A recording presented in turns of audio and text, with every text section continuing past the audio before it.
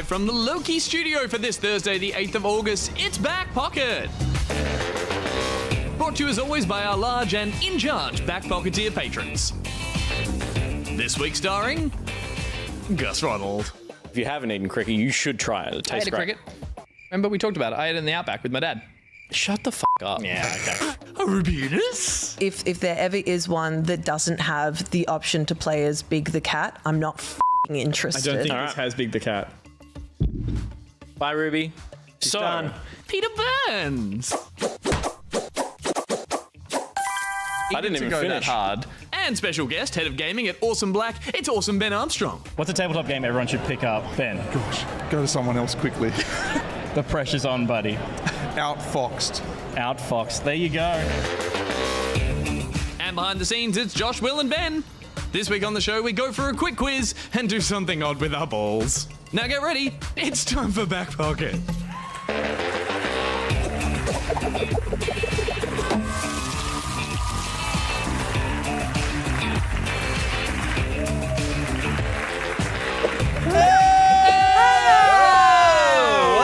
Back Pocket, everyone. So nice of you to join us. Thank you very much. We see you there in chat. We see Barry the Robot. We see Liz Dahlia. We see Snail XD. All of our favorites are on my screen right now. Oh, love that. Base Chick Michelle. Hell yeah. Love to see you. Nice to welcome you. We're sorry back. if we Storm. startled either you at home or our guest here, because we forget that we don't really get that energetic in the rehearsal. So when we all start going, hey! In the rehearsl, we go, at this point, we make a lot of noise. Yeah, that's Yeah. right. But you don't hear that noise. No. So it can be confronting. We are, of course, joined by chat, but we are joined by Mr. Ben Armstrong. Oh, please don't. Thank you so much. You'll get a round of applause every time you All name right, this thank one. you, thank you. I'll take it. I'll take it. Thank you so much for joining us. Yeah, it's awesome This to be is the second time you've been on a Back Pocket show. First time in this studio. It's so nice to have you. Yeah, thank you. It's awesome to be here. As I was saying earlier, no couch to almost knock us off at this time. Like there was at happened. Powerhouse. Did that happen live? It was No, it was just still on the just whole screen. before, It was just just before. before. You're here to make up for that performance. if I fall backwards, it's all on me now because it's just Yeah. individual chair. You're on your own. Yeah, Yeah. I am on my own 100%. That was a lovely chat at the Powerhouse. Yeah. I mean, it's a great show that they put on, and we're going to be talking more about 100%. the work that you're doing with the Powerhouse. But both there very soon. and here, you're a large unit who fits like when you sit into these ones. Hey, you're a big man. Like we watched that footage. You're like slunk into that couch. You're all legs. I am- And again, hopefully you're more comfortable here. I am very comfortable, but I am also just a little bit aware because I was like, oh my God. You're Like, clasping that cushion like you don't know The what last to time do. we didn't have any breakers between us, so it Yeah. was just like our knees were touching. and my legs were like here too. I think. Yeah, If you so look at that- yeah. I was like this. When I say low our knees were couch. touching, I mean your knee was touching my chin. It's true. Look at that. It's ridiculous. Yeah, Pete's kind of hiked We're on up the- a little bit. I was like, Really I'm tall too. I'm a real big guy. Makeup really skimped on the powder that evening. Everyone's shining. We were very it up. shiny. It was Oh, a hot yeah. in It was a that hot, room. long was evening. hot. I don't know why I'm wearing a second layer. That's I was crazy. gonna say. That's Yeah, it craziness. was warm. But there's long sleeves everywhere, you know. Yeah, it was. That was a point great out chat the- about tabletop games. Obviously, like you're a bit of an aficionado in the space. A little bit of a D&D nerd. A Yeah. little bit of a D&D man. Our Fox. Yeah. Oh, Outfoxed. I love that game so much. I love that game. My haven't kids love played that it. game. It's like We should play it right now. I don't even know what it Let's is. get I'm Outfoxed. genuinely not Yeah, just no, doing this for Tara. What's yeah, Outfoxed? yeah. What is it? Outfoxed is like this game that my kids love this game. This is why I love it. And Okay. it's basically you're a group of detective pigeons and you have to either investigate clues or you have to what's the other thing you can or choose a suspect. So it's kind of like Cluedo in a way. Sure. Yeah. And you're trying to do that, but every time you make a mistake, the fox moves through the city with the pie and is trying to run away with the pie. Would it be Oh, classified? I thought the fox was going to come and eat you, the bird. Yeah, that genuinely would be the defense I would have. Yeah. Is it more of a? Would you say a who done it? Is that anywhere on the game's Oh, branding? good. That's got to be on the box, good. right? Oh, Thank you. good. I'll take my. But answer. maybe because they can't get that sound just right in writing, they'd go a coup done it. Yeah. Yeah. That's Why? a It great It doesn't work point. as well. Yeah. No, Yeah. no. Oh, it doesn't- doesn't. it But doesn't- like in yeah. writing, what would look like? Remember when we Yeah. found out that pigeons can't have Just nests write that and you down. nearly cried on the show? It's not that they can't have nests; it's that they're too dumb to make. They don't them. want nests. Pigeons. Just little freaks of nature, aren't Bit they? of a fail all Except around. in Outfoxed, where they're like the Where they're smartest brilliant. detectives. They're yeah. brilliant. Really So don't tell the kids that They're don't Cluedoing. tell the kids that they're rats with wings, or don't tell them anything Or like that that. we bred them for a purpose that they no longer serve anymore, and it's just like, if anything, they're our faults as, like, you know, Correct. little disease-carrying things flying around. Correct. They're cute detectives. They are cute Exactly. Love it. We should point out that it's not just the four of us in the studio. There is someone upstairs. Who is it? It's me It's Josh. and Hello. Tyler and Mordred. And a Josh's helper. Josh and Mordred. There's always someone up there just slinking about with I know, and Josh. I didn't know that Mordred was here tonight. They just happened to appear behind Josh randomly. They might randomly disappear. No, that sounded threatening. I'm Yeah, sorry. yeah. Please don't kill our guests. I'll see how they might go. Please. So now they're stomping around up there, too. which is very Go on. concerning. Yeah. We heard that murder. Just quickly on Josh, Yes. he's been very keen to get me involved in what is going to be potentially an upcoming Star Citizen stream. However, hold your ships and your trains, because the update isn't here in time. So we're going to wait until... What am I waiting for? A seasonal update? No, it's the next major update in the alpha. They're bringing in a few I'm sorry we're out different of things. time. We're going to move on now with the next... Well, no, that's not fair, because the next update for Star Citizen, it's bringing in some revolutionary tech. You know, it's tell me. never been done before. Such as... Yeah. Such as working trains Get the fuck out. and doors that open when you hit A on them. Believe it when I And say getting it. out of bed. Yeah, No, and getting out of wow. bed. Let's start there. That Chris Roberts. Tell you what, Let's walk before genius, genius. Ben, Yes. Awesome Black. Tell us a little bit about what you do there. Yeah, so Awesome Black is a First Nations digital creative agency. So it's an Indigenous-run studio, and we do lots of consulting and design work. We do a lot of different stuff, really, whether it's production or in-house studio recording.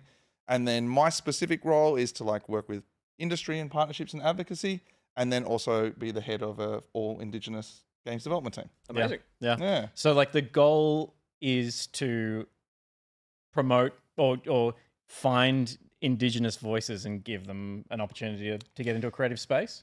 Yeah, it's like a couple of different things. It's like, this is really kind of hard to You're on the spot here, buddy. compress it all in. Yeah. My little summary of it all is that we just, as Indigenous people, we want the whole cookie.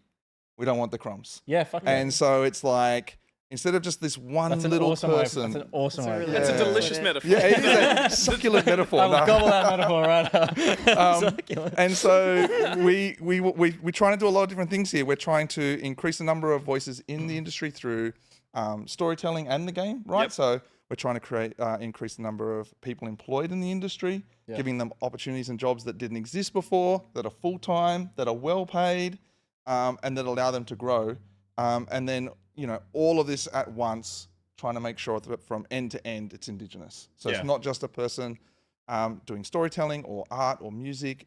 They're part of the development, the design, the production, the narrative, the whole piece. And right? go to what it's not just an introduction. The idea is to keep it's retention and keeping people Yeah. involved in projects over a long period of time for a career, essentially. Absolutely, yeah, Yeah, fantastic. exactly. So Yeah. it's That's a lot of work. it's a lot of work. It's a shit ton of work, but it's like, I've said this, we're talking about this before. It's like, this is the hardest job I've ever had, but it's also the most fun and fulfilling job I've ever Yeah. had. So, you kind of sit on these scales sometimes of, oh, this is a really shit week, or, oh no, this is a really fulfilling week, Yeah, Yeah, totally. totally. If It it was goes back and easy, it forward. wouldn't be challenging and it wouldn't be rewarding. But Exactly. at the same time, that is a lot. Yeah, so yeah. And you kind of found yourself in like a similar realm when you were working at Indigitech. Like, how did you go from A to B, really? I think it's just kind of stemmed in the whole creating opportunities and creating roles and creating, careers, really. That's where that kind of came from. And then looking at games and going, well, that's a great opportunity for young people. But then turning around and going, well, how many actual Indigenous people do we have in the industry that, are working in there at the moment? Yeah. Finding those people and then going from there. Yeah. It's got to be something in the carrot on the stick of video game development versus nothing against the tech world as well, but it's like anything in entertainment as well. There's a draw card there of being like really engaging and creatively fulfilling as well. Yeah. Yeah. Do you want to write the back end of a security system or video Do that in a game. Yeah. And the catch there is the well-paid part, because writing the back end of a security system, you're probably going to get well-paid. Yeah, decent money. Unfortunately, video games industry, you've got to pay better, but not like, you know what I mean? Like it's it is a bit of a catch. Like I've actually met a lot of young Indigenous people who are super, super keen to be in this digital game space, but they have had to go and make a decision to go, like, let's say, work at a bank or work at a big tech company because the salaries are just so much higher in their early career. And that's really kind of the smart decision because, as I often say to people, I wouldn't be here if I didn't work in tech for over 20 years. And had that career path to be able to then go, I can choose to, I'll be honest, take less salary, right, to come and do something that's creative. You know who and you needed impact. in your life at that stage? A Ben. Yeah, maybe.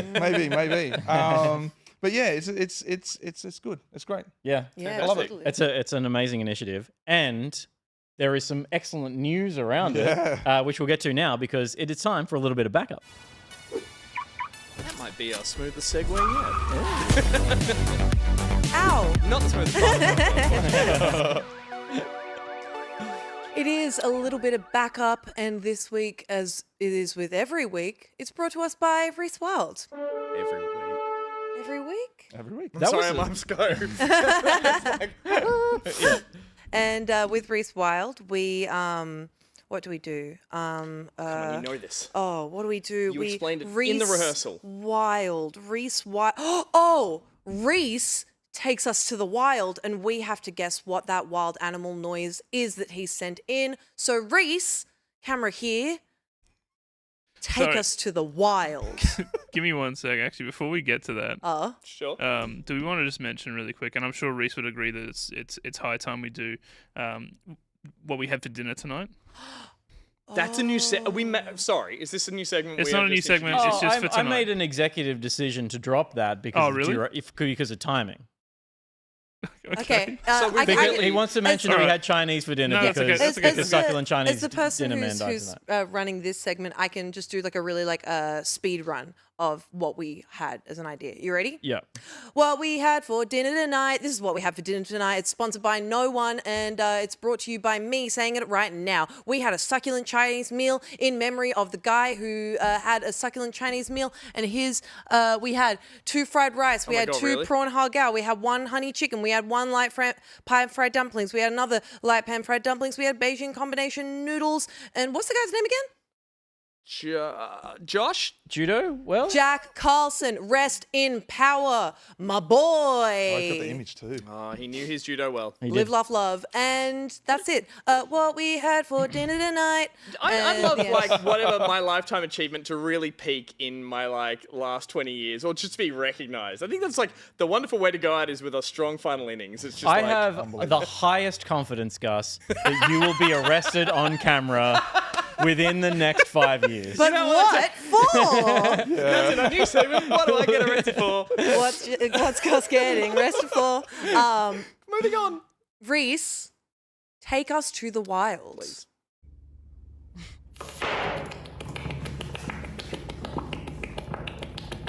It's just this. Oh, I thought that was us playing Mario and Sonic at the Olympic Games. That's the sound Everyone shut up. the boys make with their mouths on school camps to pretend they're masturbating. Yeah. Shut up. I can't hear it. It's this. It's this. Gus. It's this. Hey.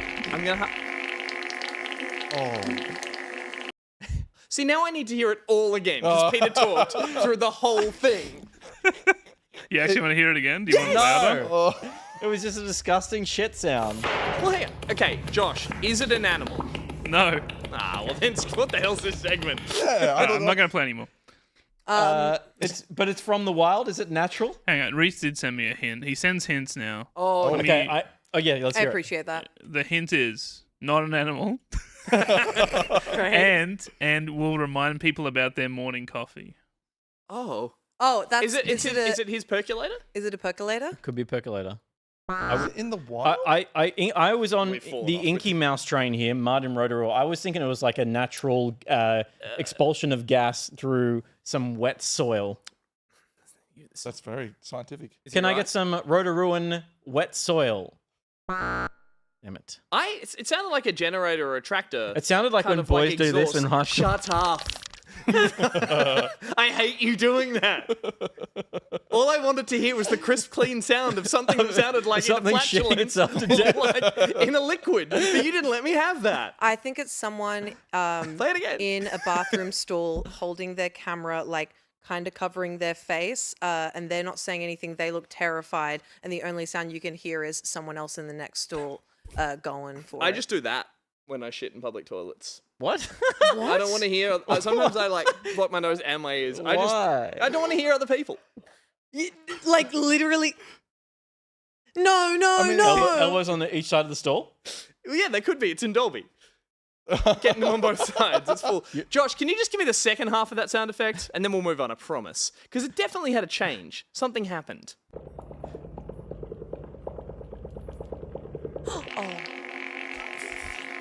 I mean, it's a Go coffee skip ahead maker. a The little whole bit. thing is a coffee maker. I do think so.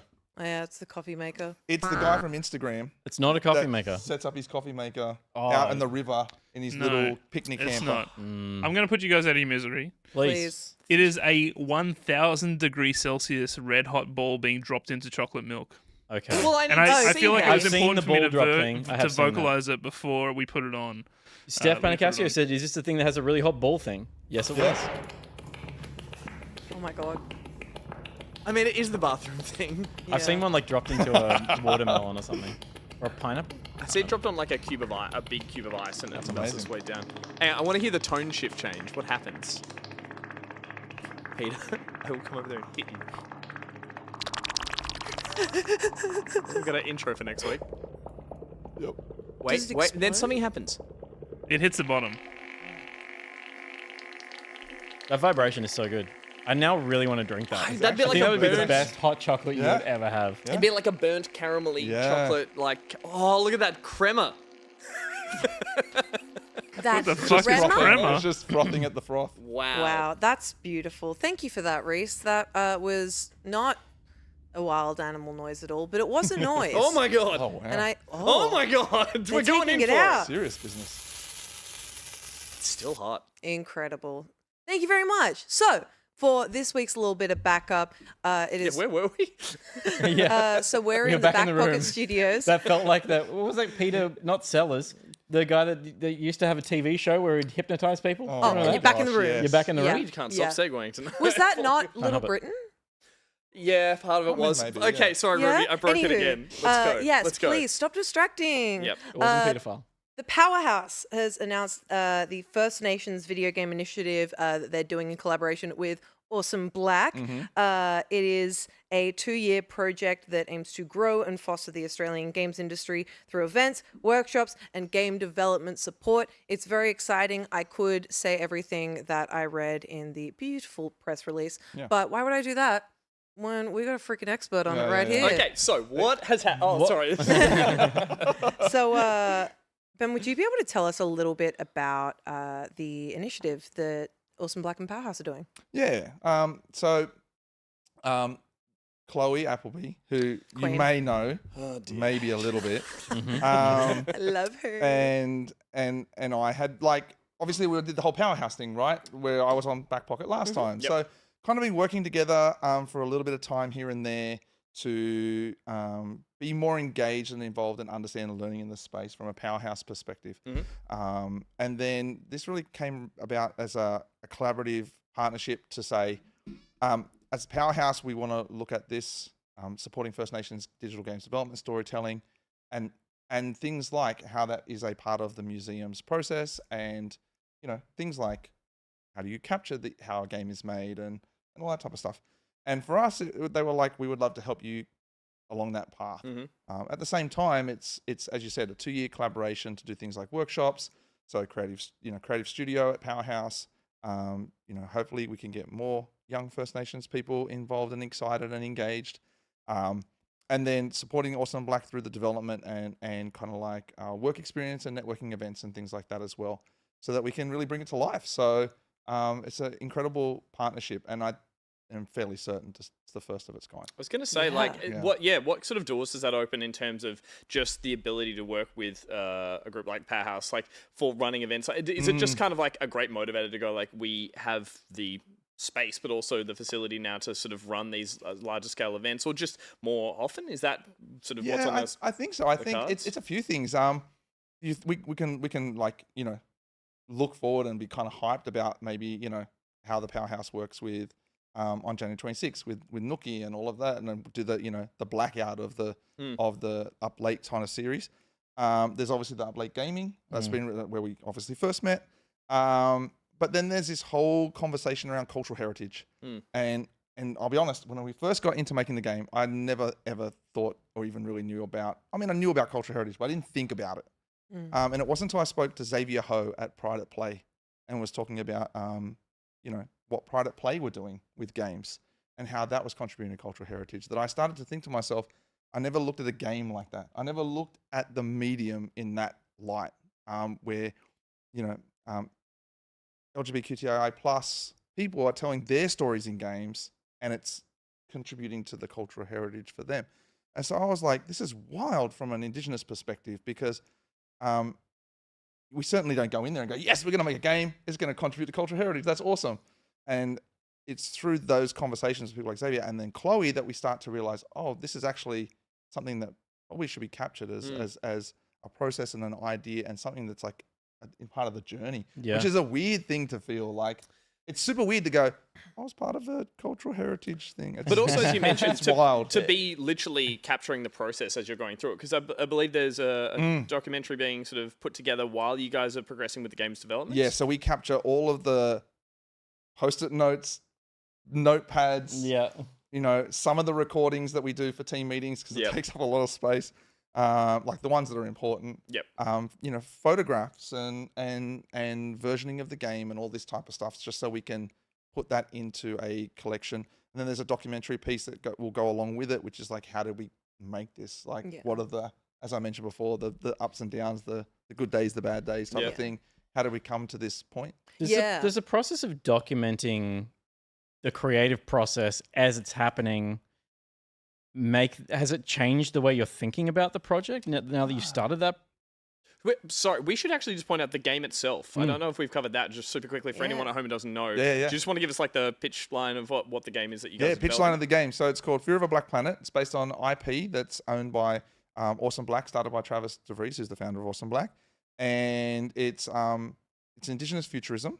But it's not a what if colonization didn't happen. So it's not like Wakanda. It's it's what if in 100 years from this day, the continent was re-indigenized and power, or the predominant power, had shifted back into the hands of Indigenous people? What would that take? And what would be some of the outcomes of that? And there's a whole story around how that happens. And then we're exploring an aspect of that story.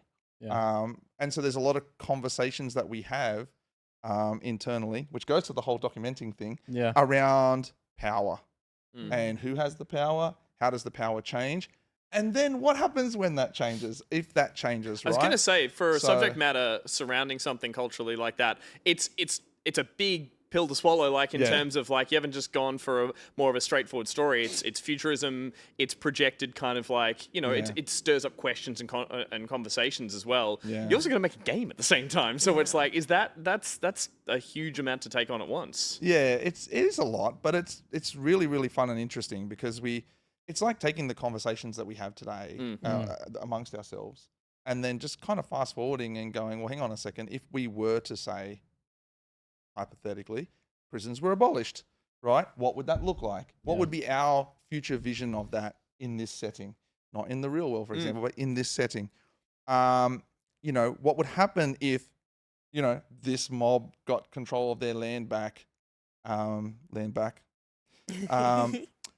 But then, like, maybe some other mob got their control of their land back, but then maybe they didn't like each other. You know what I mean? Like, it's no utopia. And so we are thinking about these potential things, because, power is a hell of a drug.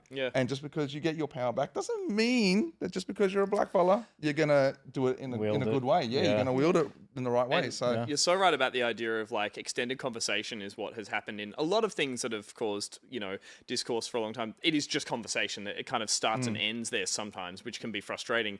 it's awesome, like, to think about it as a medium like gaming, to be like, well, let's explore it and let's do something that's not only just interactive, but also that like is going to maybe elicit a response from people that will create more than just let's have that as a conversation that we put a pin in and don't know where it goes. Yeah. Like, is that hopefully somewhere that this could go potentially? Yeah. We've it's the whole design process is like, how are we going to refer to these conversations? Like, and that's that power, how do you wield it thing. We don't really have a good and an evil. It's really kind of like a colonized, decolonized mindset and approach to the conversations within the game. So there's a lot of we think about the empathy of the player a lot and go, how would they think, or how will it react if they come in and say a certain thing at this point in the story? And that could be a really colonial thing to say, or a really like, colonized thing to say. And then how does that affect the story going forward? And so there's a lot of these conversations to have, but it's they're really cool. It's really, really fun to think about, although it is challenging because we have to put ourselves in that situation. Totally. And it's true of most games that get made, that these kind of decisions are being made along the way, but not documented as in such detail. And I think that's this whole process is going to be such a boon to your team when you finish and you look back at it. So we work in a creative space, and you make a thing, and by the time it's done, you can forget what the journey was. And it's a beautiful thing that you're gonna be capturing this journey. Or and you're equally, it's as hard to muster up the energy and creativity to start being creative about the thing you're being creative on. So again, like, hopefully the resource-wise, or just like as a way to, to really put some energy behind this partnership and further down the track, like, you need that energy, because otherwise it's like, we've got enough on our plate to make the thing, let alone like everyone getting the B-roll, getting the documentings and all that kind of stuff at the same time. It is all of that. It's so confusing sometimes when you sit down and think about it and just go, man, this is really, what the hell are we doing? Like we just want to add more to our plate. But but at the same time, you go, man, like it would be so cool if we knew this beforehand. I mean, you mentioned earlier, there was a Ben, for example, right? But for us to be able to sit down and say, this is how it kind of came about. And it's things like talking to government agencies, like this is a big part of it. It's about partnerships. How did we come to the partnership with Powerhouse, right? How can other people look at these ways of doing that? And then, of course, the game. And how do we create the game, and what challenges did we hit with that, and all that type of stuff. I mean, I think it's just like, ultimately it boils down to the fact that it's so clear you're doing something very significant, right? It is it's such a great endeavor, and it doesn't, not to take away any pressure, the process is the important part of this. Yeah, totally. The game ultimately is not going to be the next God of War, right? Correct. But it is going to be something that a team have documented themselves creating for a purpose. And that purpose is the most important part of this whole thing, right? I just think it's so incredible. Obviously, more than just us think it's an incredible endeavor. The Powerhouse, that partnership just makes so much sense. So I think I watch the making of the Lord of the Rings now more than I watch the Lord of the Rings. Hobbiton exists for a reason, right? Totally. It kind of is. And I'm like, Yeah. but that sounded like a joke. But I genuinely now like the nostalgia of seeing where that project came from creatively more than the project itself. And it makes me reflect on a time that they made. And again, I think there's some real like strides that for the game you guys are making, those conversations and those really important things, they're being documented for people to learn from and either replicate or do differently in the future. That's where progress could be made. Like, I think that's why it's more important than the final product, which again is important in one sense, but there's a lot to take from potentially what you can document along the way. So I mean, I've thought about this and I've mentioned it to the team probably more than a couple of times that I should have, but just to be in that realism of, we may get to the end and not have a game. Like it may happen. Sure. Like there are a lot of moving parts in making a digital game. And, but to be able to turn around and say, but we employed people for X number of years to give them skills, opportunities, networking exposure, well-paid jobs, full-time jobs, to be able to go back and we had all of these incredible conversations along the way, the journey, the whole journey along the way. It's a really sensible way to look at it. Is like so is so important and so valuable that almost the game doesn't really matter that much in the end. It does matter to us, but Totally. but Yeah, like yeah, it's interesting. That, It's the impetus for the whole thing, but it's not the point of the whole thing. yeah, that's right. The Heart of Darkness documentary is better, some say, than Apocalypse Now. Again, I want you to make this game and for it to be something we can all experience. But, We need a Gus review of the documentary. The making of Fear of a Black Planet, Gus's review. And I guess it's good having the powerhouse on board with that kind of documentation, because a big thing that they're doing now, shouts out to Chloe and also Chris Redman, is putting so much extra work into Australian games preservation and having a project like this that they're, both Awesome Black and Powerhouse are in on from the very beginning, working together. You're covering so much ground when it comes to preservation. So it's fantastic. It's such a fantastic idea to document it like that. Yeah. And New South Wales needs some wins. They need some wins. Absolutely. do. Yeah. Oh, God, Victoria they do. makes us look like a joke. Yeah. Queensland's coming too. Yeah, We're not going to go into it. Yeah. Or are we? Let's get into it. So Vic Screen. New segment. Shouts out to Vic Screen. I do love Vic Screen. But yeah, and I mean, like, another really cool thing with Fear of a Black Planet is it's not just, coming from a game. You've also done short stories and a podcast. What's it been like kind of adapting from these other media forms into the game? Yeah, so that's a great question, because we have the podcasts that Travis had done about Fear of a Black Planet. There are multiple short stories, and there are other works in the work. Extended universe. Yeah, extended universe. That's what right. Exactly. these days. Yeah. And it is actually quite tricky to take something from someone's mind, essentially, and go, we're going to make something about that, but we have to make decisions. Like we might have to not do that cool thing that you want to do because it's in, the short story, because we just can't. Like we Totally. I mean, we just can't do it. The world of producing is killing your darlings and going like the best ideas sometimes they land on the cutting room floor, and again that's documented. Make sure it does get seen along the way, but it's like Exactly. it's got to be a hard process as well. But on the flip side of that, we have so much incredible, pieces and so much incredible information and in the IP to work from. So it does make it easier for us to sit down. And so when we had this conversation originally, when Travis and I had this conversation about making the game, and he showed me the work he'd done on Fear of a Black Planet, I was like, that's the game. Like that's the game. Like it's never been done before. So, I would love to see this story in a game. I would love to see a story in this world in a game, because it's messy. It's so messy, and I'm like, let's get into That's there where the and start interesting to cook it up. stories and discussions come from. So like, props to you guys for like diving in on something like that. Again, there's a lot of surface level stuff that in every subject matter could be talked about, but that's just like rich for conversation and discussion on there. Release date? Do you want to exclusive? What are we looking at? No, we don't actually do.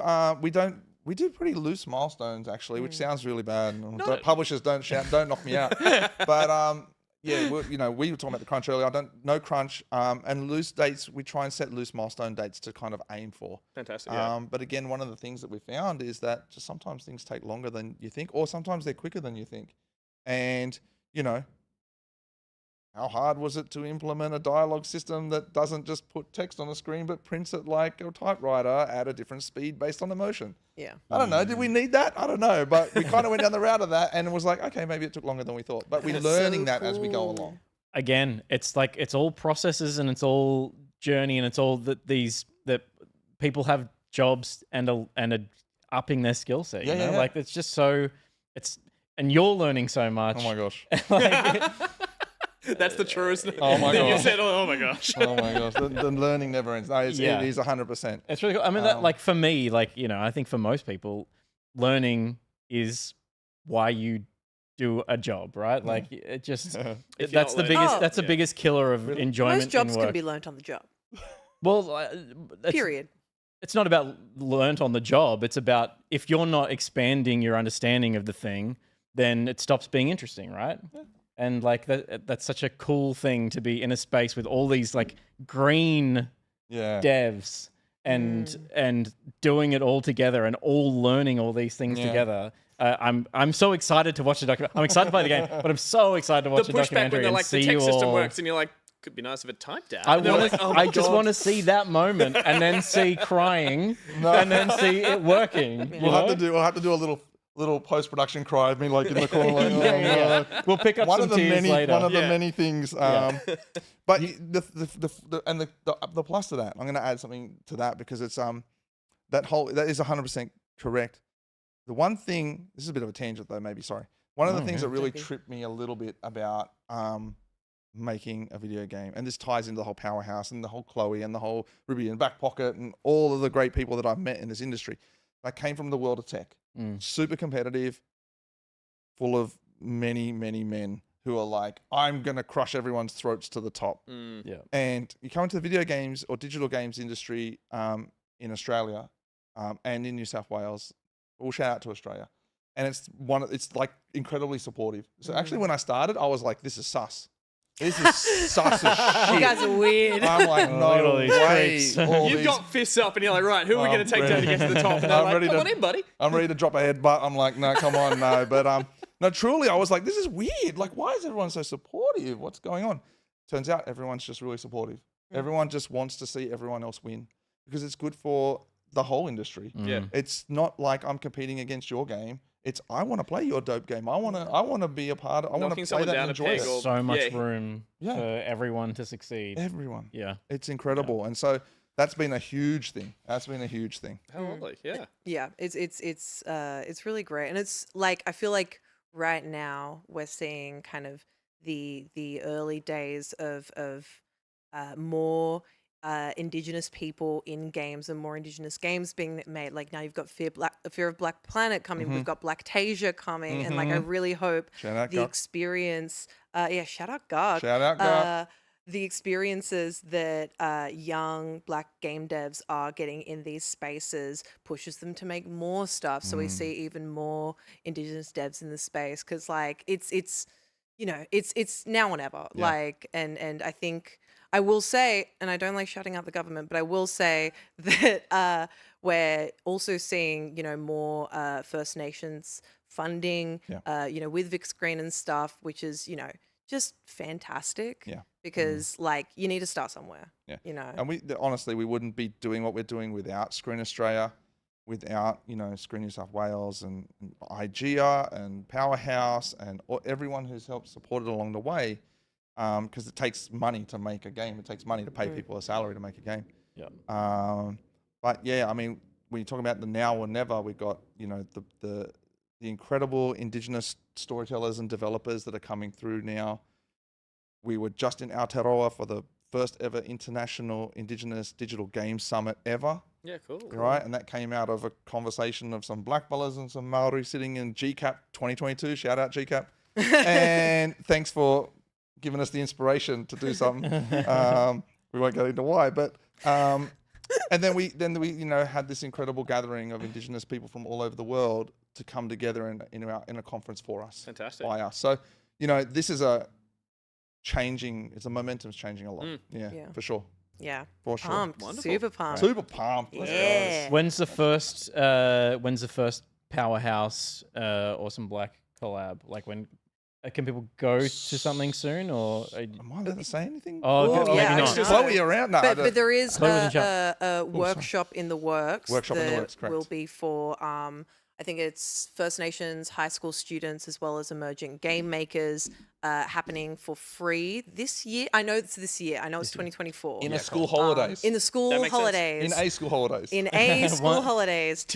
School be announced. TBA when. School holidays to be announced. But yeah, so that's going to be happening, and that's super duper cool. And I'm pretty sure that's going to become like a mainstay of Powerhouse Parramatta. Yeah, I think we're just going to lock it in now. That's permanent. Once a week. Sorry, every Chloe. Saturday? Permanent. Congrats. Is that well every done. Saturday? I have lots of time to do that. Once a week, no problems. Announcing soon. Very exciting. Thank you, Yeah. Chloe. Well, again, congrats on that step. And Thank yeah, you. looking forward to keeping eyes out for everything else that we get to see coming along. Thank you. It's awesome. Yeah. Cool. Thank you, Powerhouse. It's weird to finish a news story and then try it when you're still here. It's like, well, you're going to stick around for the rest of the show, right? Oh, yeah, I'll stick around. Yeah, you're going to stick around, right? Yeah, I think I'll stick around. Oh, great, because I think it's about time we talked about what we've been playing. Another smooth segue. Another brilliant segue. Lovely.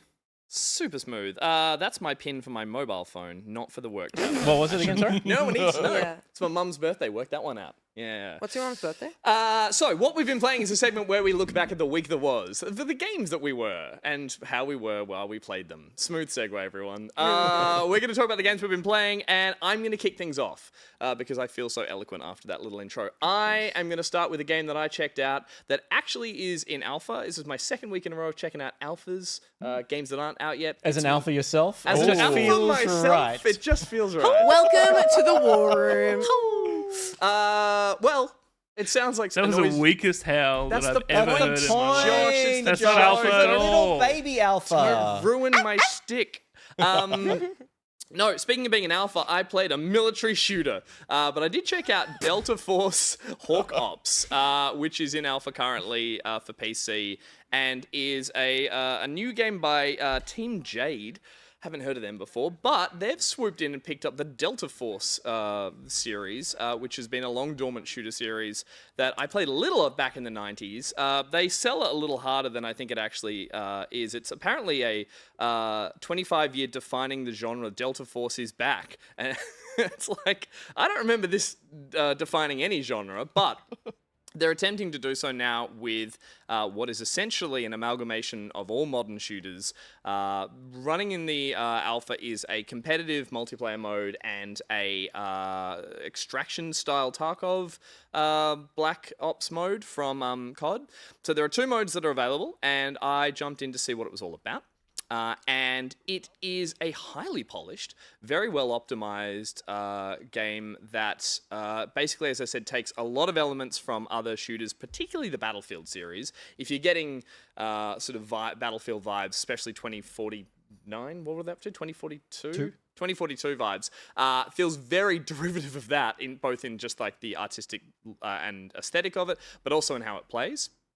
As a shooter, it is bombastic. It has the grandioseness of a Battlefield in this multiplayer mode. You're playing the standard hardpoint, or whatever it's called, where you have to take two... Was it called hardpoint? What was it called? Where you take 2 points and move up and then you retreat. It used to be called Rush, but I Rush, think thank they you. changed it to something else. It is Rush. So you've got an attack and a defend, and you move up this beachhead.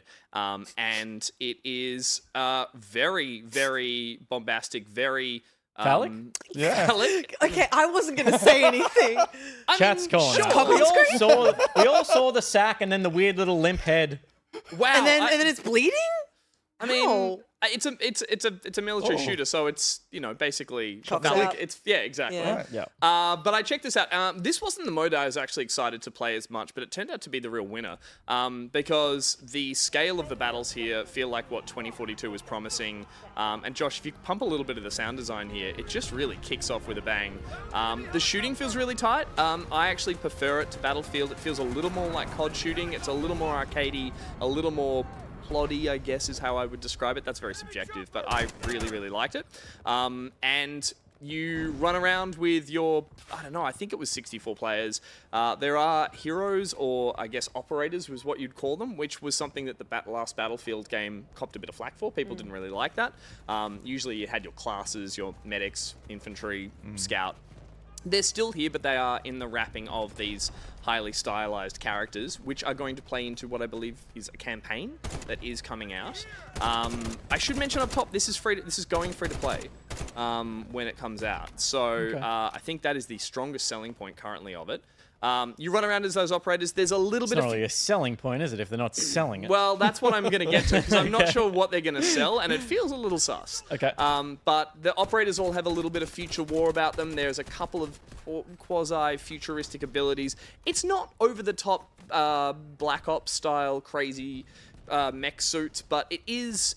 you know, there is some stuff in there that I think just pushes the shooter genre as everyone needs these days. You Would you can't. say it redefines the shooter genre? It does the Delta in the way that only Delta Force can. But yeah, so I played a couple of rounds of this and really enjoyed it. But what I was more interested in keen in playing, Josh, if you don't mind scrubbing to the second half of the footage, was the extraction mode. Which is a lot more like your Tarkov. You head in a squad of 3 into these small maps. You run around, you shoot and loot. There's AI littered everywhere, but there are other squads that you're up against. And it is about the minutiae of the loot that you're picking up. It is like PVC plastic pipes, little bits of junk and crap everywhere that you have that big stash, which again, I haven't played Tarkov, but I know people get really into the management of like, you just come out of the matches with a lot of junk. You got all this stuff that you either sell or you use as crafting components or you put it in an auction house. So there's a lot of that I was getting my head around the way that COD Blackout mode streamlined. This is back to a little bit of that real, I guess you'd call it, yeah, there's the monotony of having to like go through all this gear that you're finding while you're in a high octane shooter map. And I really enjoyed it. I've wanted to play Tarkov, but it's looked too intimidating. This seems like a nice middle ground. I jumped into a match with a couple of other Aussies here. I thought they were bots until they piped up on comms, because there does seem to be a consensus online that they are filling these matches with bots. As human players, both in the multiplayer version and in this extraction mode. There's a lot of gamer tags that just don't quite add up or all have TTV, Twitch TV, and that aren't actual accounts. Whether or not that's all actually has been proved yet, I'm not sure, but I went to pick up some gear and an Aussie voice went, "Don't touch that, that's mine." I was like, oh, okay, we're in Australia. So there are people, apparently there's a big player base for this who've picked up codes for it, and the response has been pretty positive. It feels super polished. It looks so It's good for super an alpha. optimized. It loaded in I loaded into this map in 5 seconds from clicking go. It felt, to use your word, sus. Yeah. I was like, what's going on? This feels like it was made in a laboratory. Like, it doesn't feel real. The company Team Jade are a subsidiary of Tencent. It does feel like this is one of those games being developed by a studio who have just come in and said, let's use all our investment money to just put our stamp on this this market of modern military shooter. I want to say that's a bad thing, but it played really well, and I had a lot of fun with it. And if that free-to-play model comes out without something too predatory in the way it tries to make a profit, whether or not that is buying the campaign, whether or not there is pay to Imagine. Well, oh, I know that'd be shocking, but maybe there is a lot of that. Like maybe there's the paying to fast track a lot of the gear and the upgrades that you can get in between matches, because there is a lot of it.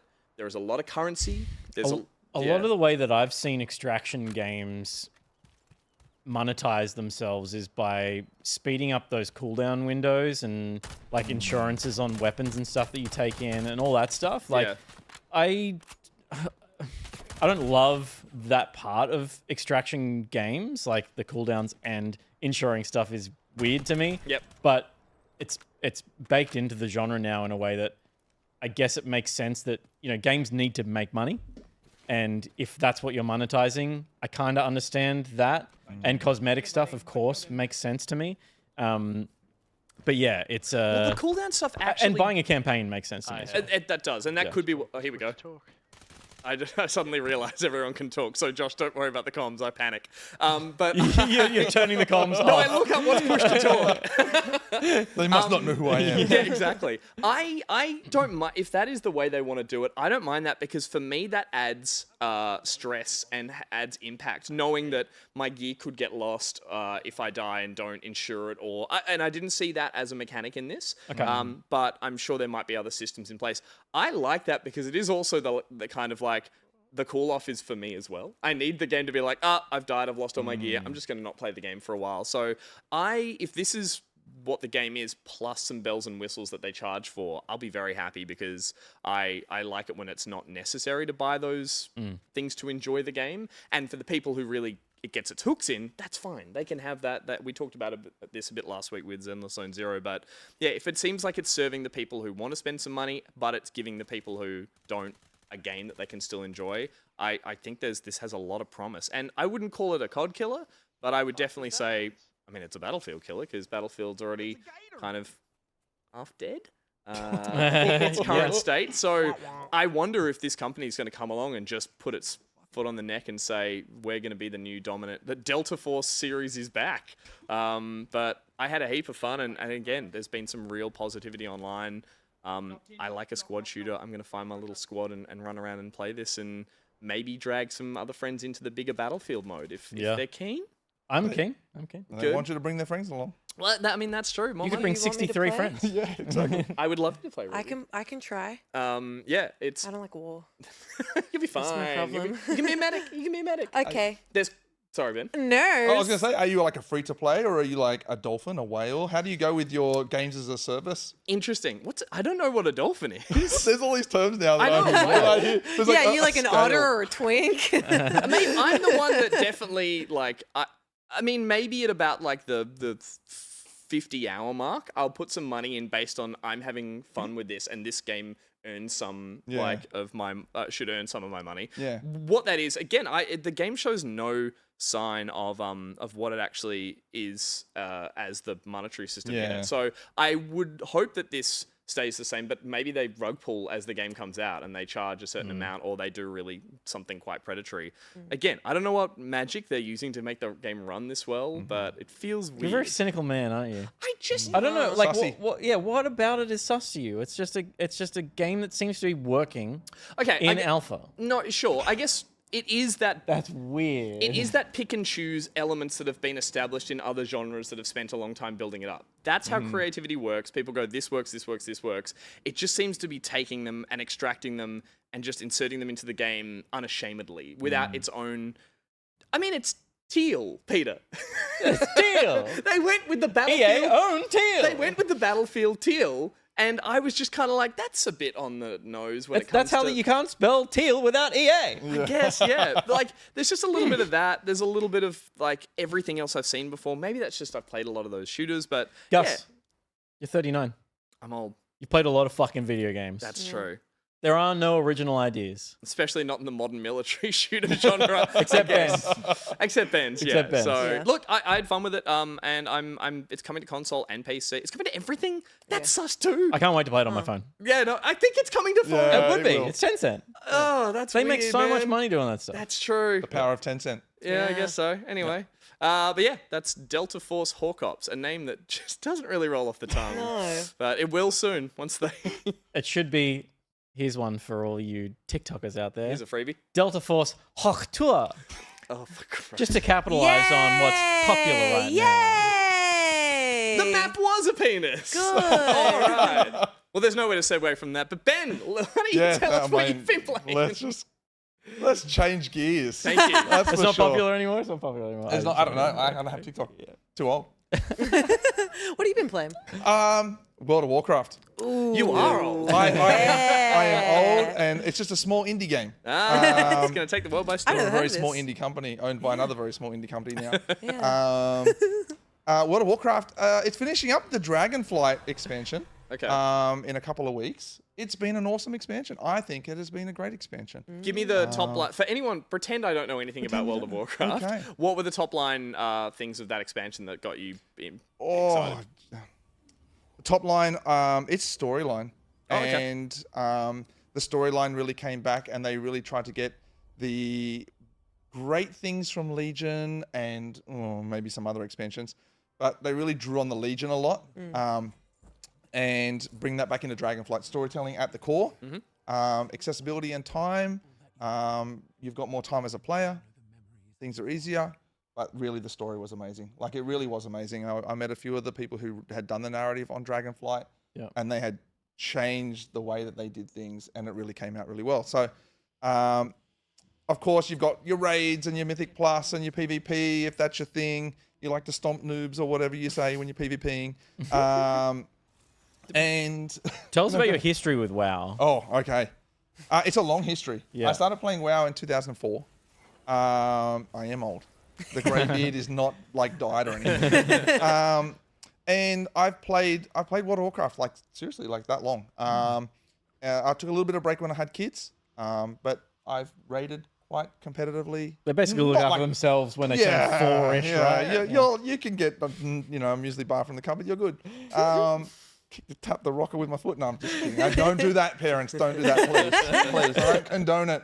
But yeah, and I really, really enjoy raiding. So the reason I really, really enjoy raiding is because I used to be a basketball player, which you may have guessed based on the legs. And I've had 6 knee operations, so I can't play sports anymore. And so I was like, I really want a competitive kind of team environment to do stuff. So I raid Mythic raiding in World of Warcraft. Holy shit. That's the idea. And so, yeah, I've had a great time in Dragonflight. I played an Evoker, which is what we're seeing on the screen here, in this expansion. Not because there was a legendary, just because I knew there would be a legendary. And it's been really good. Shout out to the guild on Frostmourne, a little bit sweaty. We're only a little bit sweaty. Not full sweaty, just a little bit sweaty. What's your current scheduling now of like your WoW hours? It's really low at the moment because we're in the pre-expansion phase where there's like basically just a bunch of stories and lore and kind of get everyone back into the game type of stuff. We finished clearing Mythic, so we kind of stopped there and took a break. And a break is really important because the schedules in WoW feel like they're getting shorter. I don't know if that's happening, but it feels like it. Sure. So there's not much break between, content tiers, I guess you would say. Yep.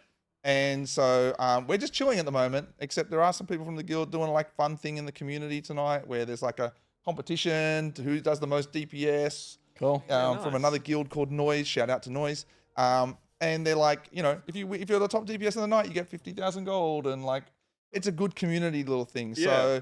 So, again, shout out to the Frostmourne community because I reckon they're not too bad. They're not too bad. As far as WoW players go. As far as WoW players go. Trust me, there's some dodgy WoW players, man. And then you mentioned that that's like pre the next expansion or chapter. It's expansion, yeah. Yeah, right. What's on the cards for it now? So the War Within comes out, I think, in 2 weeks for early access. Okay. And it's this whole new shift for Blizzard from what they're telling us. We don't really know, but from what they're telling us, where they're like into this trilogy called the World Soul Saga, which is what we're seeing here, the start of this, which is the War Within. Then they've already announced the next expansion after that and the next expansion after that. So it's a whole trilogy of storyline. To we'll find out what happens in it. But I'm excited. Like with Dragonflight, is WoW at this stage relying on strong storytelling because mechanically the game doesn't have a lot of breathing room to change much after 20 years of trying stuff. Is that your feeling about it at the moment? Yeah, like it's not the same game. It doesn't have the same monopoly as it used to have. Yeah. Right? Yeah. And so storytelling is really important. Making players not feel like they have to get in and grind every day for like 4 hours just to gain a small power gain or to keep up. Yeah, that's really important. We were speaking about competition earlier, right? There's other MMOs that are quite popular as well. So the storytelling and being able to balance the player base is really hard. I think they're doing a fairly good job. I mean, I'm not raiding in Echo or in Liquid or anything like that, who are race the world first, but I think that there's still a challenge there for like people like me who are like somewhere around the 1% of players who clear Mythic. Yep. A little bit over. But there's still lots of content for people who are casual and want to just get out there and just have fun. Well, that's it. As someone who's played it for so long, do you think that progression towards stronger narrative, and as I said, for someone who's played as long as you have, like, is it just naturally aligning with your interest in the kind of game as well, or in a game like this? Yeah, 100%. I'm not waking up at 4 a.m. on a Sunday morning to raid 12 hours anymore straight like we did back in 2005. That was too specific. Sorry. And so there are a lot of players who are like, I've got 3 hours, I've got 6 hours, I've got 9 hours, and that's all I've got in a week to be able to give to this game. Yeah. And you can still achieve a lot in that. So I think they're doing a really good job. And it's interesting because it is a bit about getting older, and you see that with some of the content creators. I was listening to some other content creators today, Quasi and Stanky Gaming.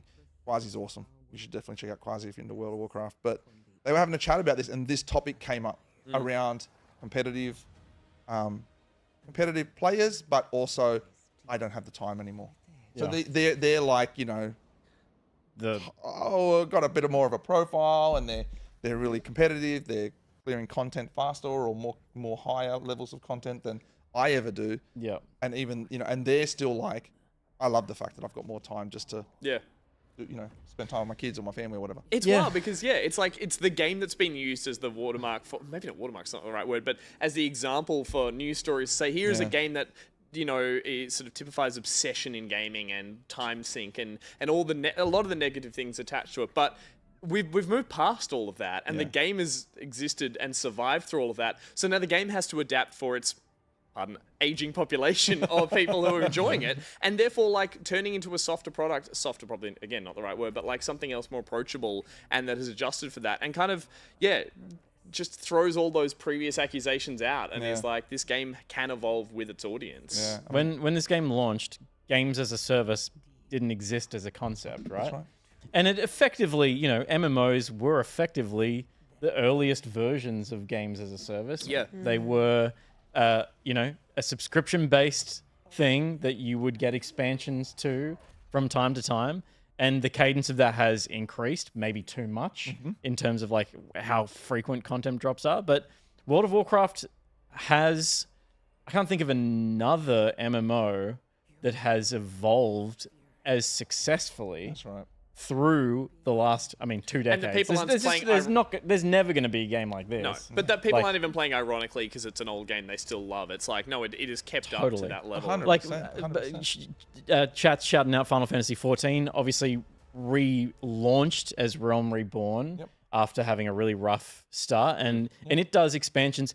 In my eyes, and you know, I'm not playing that game, but it still feels a bit more traditional in how it does its content and the kinds of stuff you can do. But I guess they're pretty similar between Final Fantasy XIV and WoW. It's like there's two traditional MMOs that have made that transition into a games as a service, which is, you know, not a gigantic leap, but definitely a restructuring of how they think about content drops and how much of a player's attention and time they're allowed to take or to demand of them. So it's 100%. They've thought, we've taken enough. Let's give it, like, exactly. chill it back. Our cup runneth over. Let's cool. That's 100%. And again, just to finish, like, are you planning out the time for this expansion? You're like, are you putting some time aside? Are you scheduling things in the calendar to say, Daddy needs his WoW time? Come on. Always the way. Always there's people like, I'm going to go hardcore and take leave in the first 2 weeks and then find out there's nothing to do in the first 2 weeks except level. And then they go, oh man, I should have just saved my time. Yeah. I should have gone on holiday. Yeah. Like, I mean,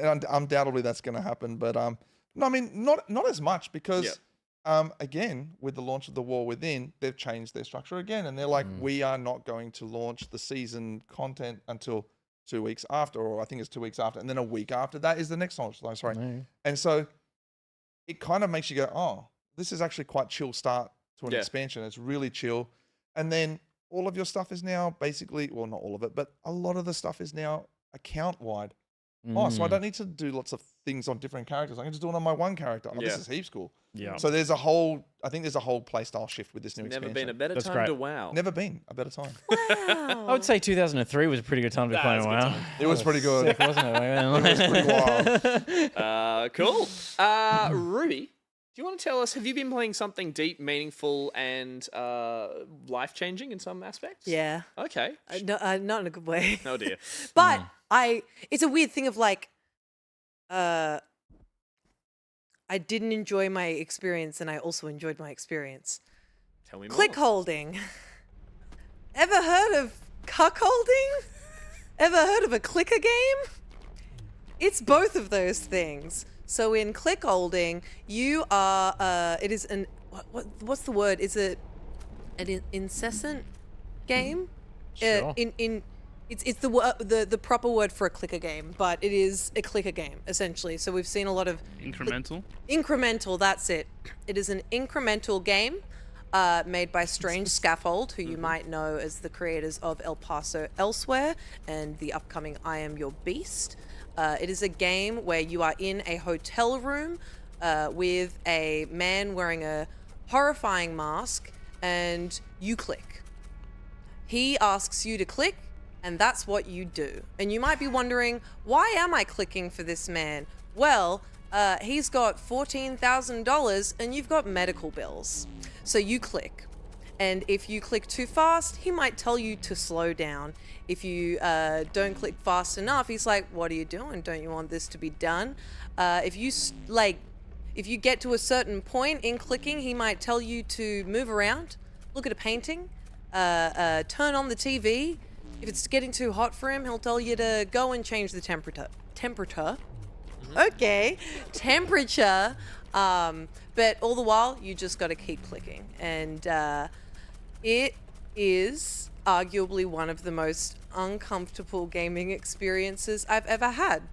That being said, I wouldn't call it the worst gaming experience I've ever had, because I liked it. I liked this game. I think it's a really fine example of a game being made not for fun and not to entertain, but to make you feel something, and it might not be something that you want to feel. Okay. It is I thought it looked beautiful, beautiful in a hauntingly beautiful way. You know what I mean? And like, thank goodness I was playing on a PC. Oh, it's only available on PC, but I was playing on PC, and thank goodness you can click with your mouse at the same time as clicking with space. Made it much faster. I will point faster. out two things I want to check. One is this a spoiler kind of thing? Like, this is a one and done kind of experience, I imagine. Yeah. So, is there an element of this that's like there are surprises along the way, or is it just about this awkward experience? It's I'd say both. I think it is an awkward experience. It's supposed to be. It's supposed to drag on. You're supposed to feel worn out by it. Sure. Like it is a game made to make you feel uncomfortable. Like over the course of it, you're learning more about this guy while still not knowing that much about him at all. He tells you that he's sick, but he's also strong and he's free. He tells you that he used to click once and he had a dream about you, that you would click for him, and now you are. And he's married, he's got kids, and it's this constant stream of him saying stuff to fill the silence, but it doesn't make it any more comfortable. And if you stop clicking, he might repeat a few phrases, but you won't progress any further. Like, correct. He asks you to get to, once it gets past 9,999. So you have to click 10,000 times. You have to click 10,000 times. That's the game. Yeah. You say that like it's something I wouldn't, but it's like, that sounds so dumb for a game. It's like, okay, I want to see what happens. Like, is that the Skinner box kind of like, show me what actually it is? Yeah.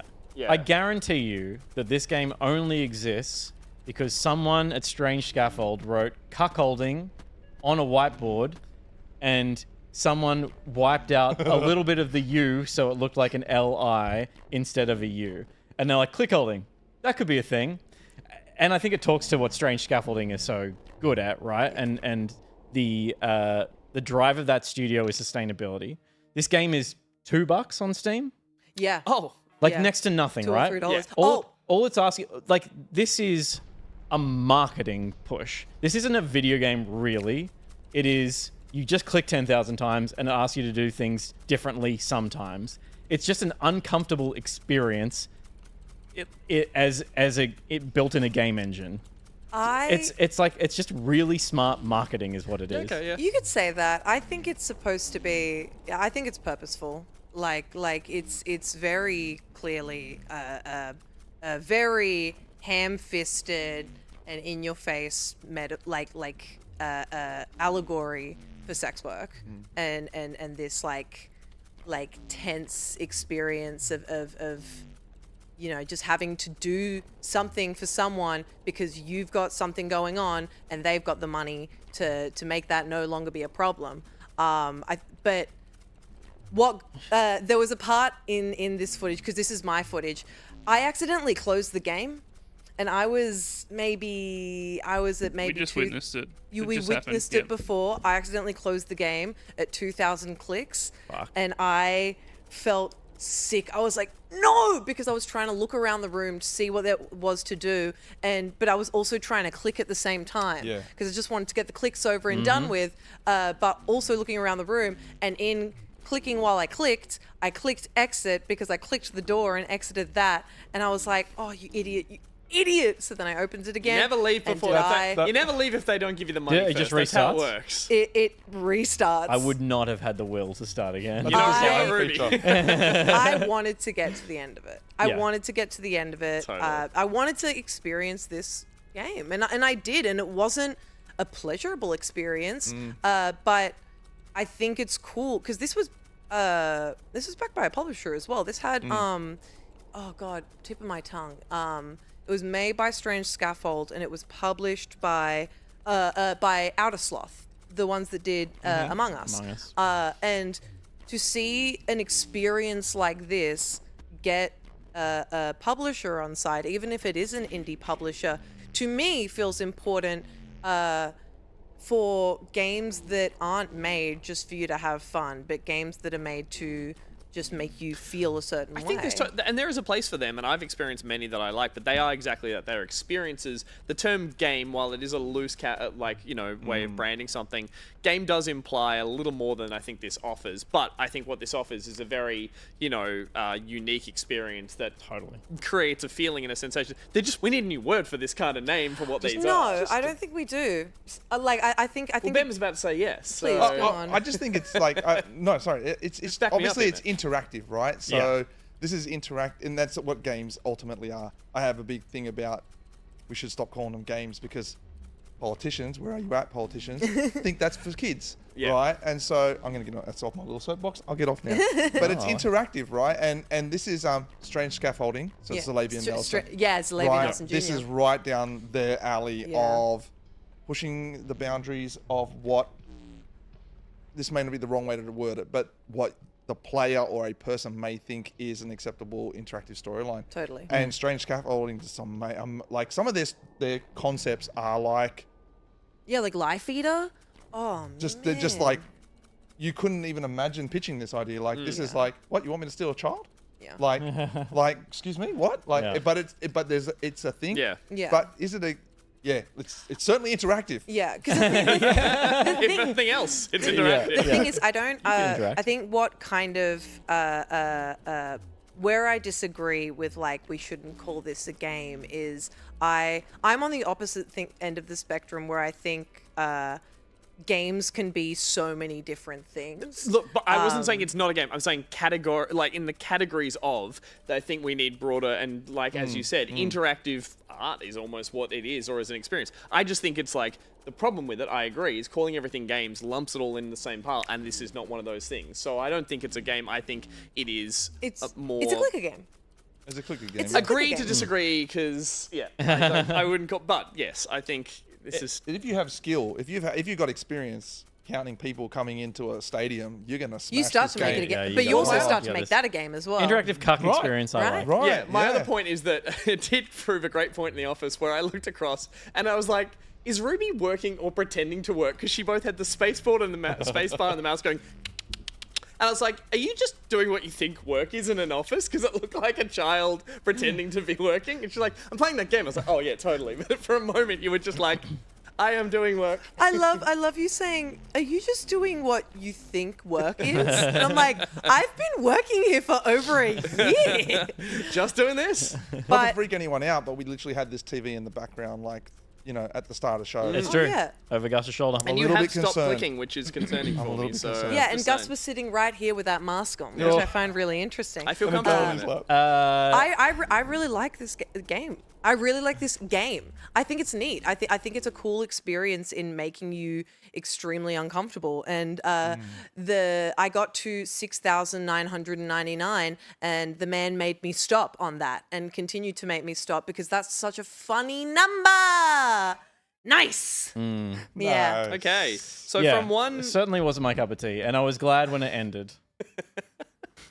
So from one interactive experience to a game. Peter, hell. do you want to tell me a little bit about... Let me tell you about an interactive experience that Blizzard have been working on called Diablo 4. Hell Let's yeah. go. Diablo 4, it's the season of the Infernal Hordes, or just Horde, has launched in the last 36 hours, 48 hours. And it is the first season of Diablo 4 that I am playing. I technically played at the end of last season, but that was just as a primer to this season launch. I played the Diablo 4 beta. I really enjoyed it. I felt like it was more Diablo, and I had plenty of games to play at the time, and so I wasn't that interested in playing it when it came out. And I feel like I'm benefiting from that now in that the game, the sentiment around the game was not as bad as Diablo 3 when Diablo 3 came out, but the sentiment around Diablo 4 right now is as strong as it's ever been, basically. It seems to be going from strength to strength.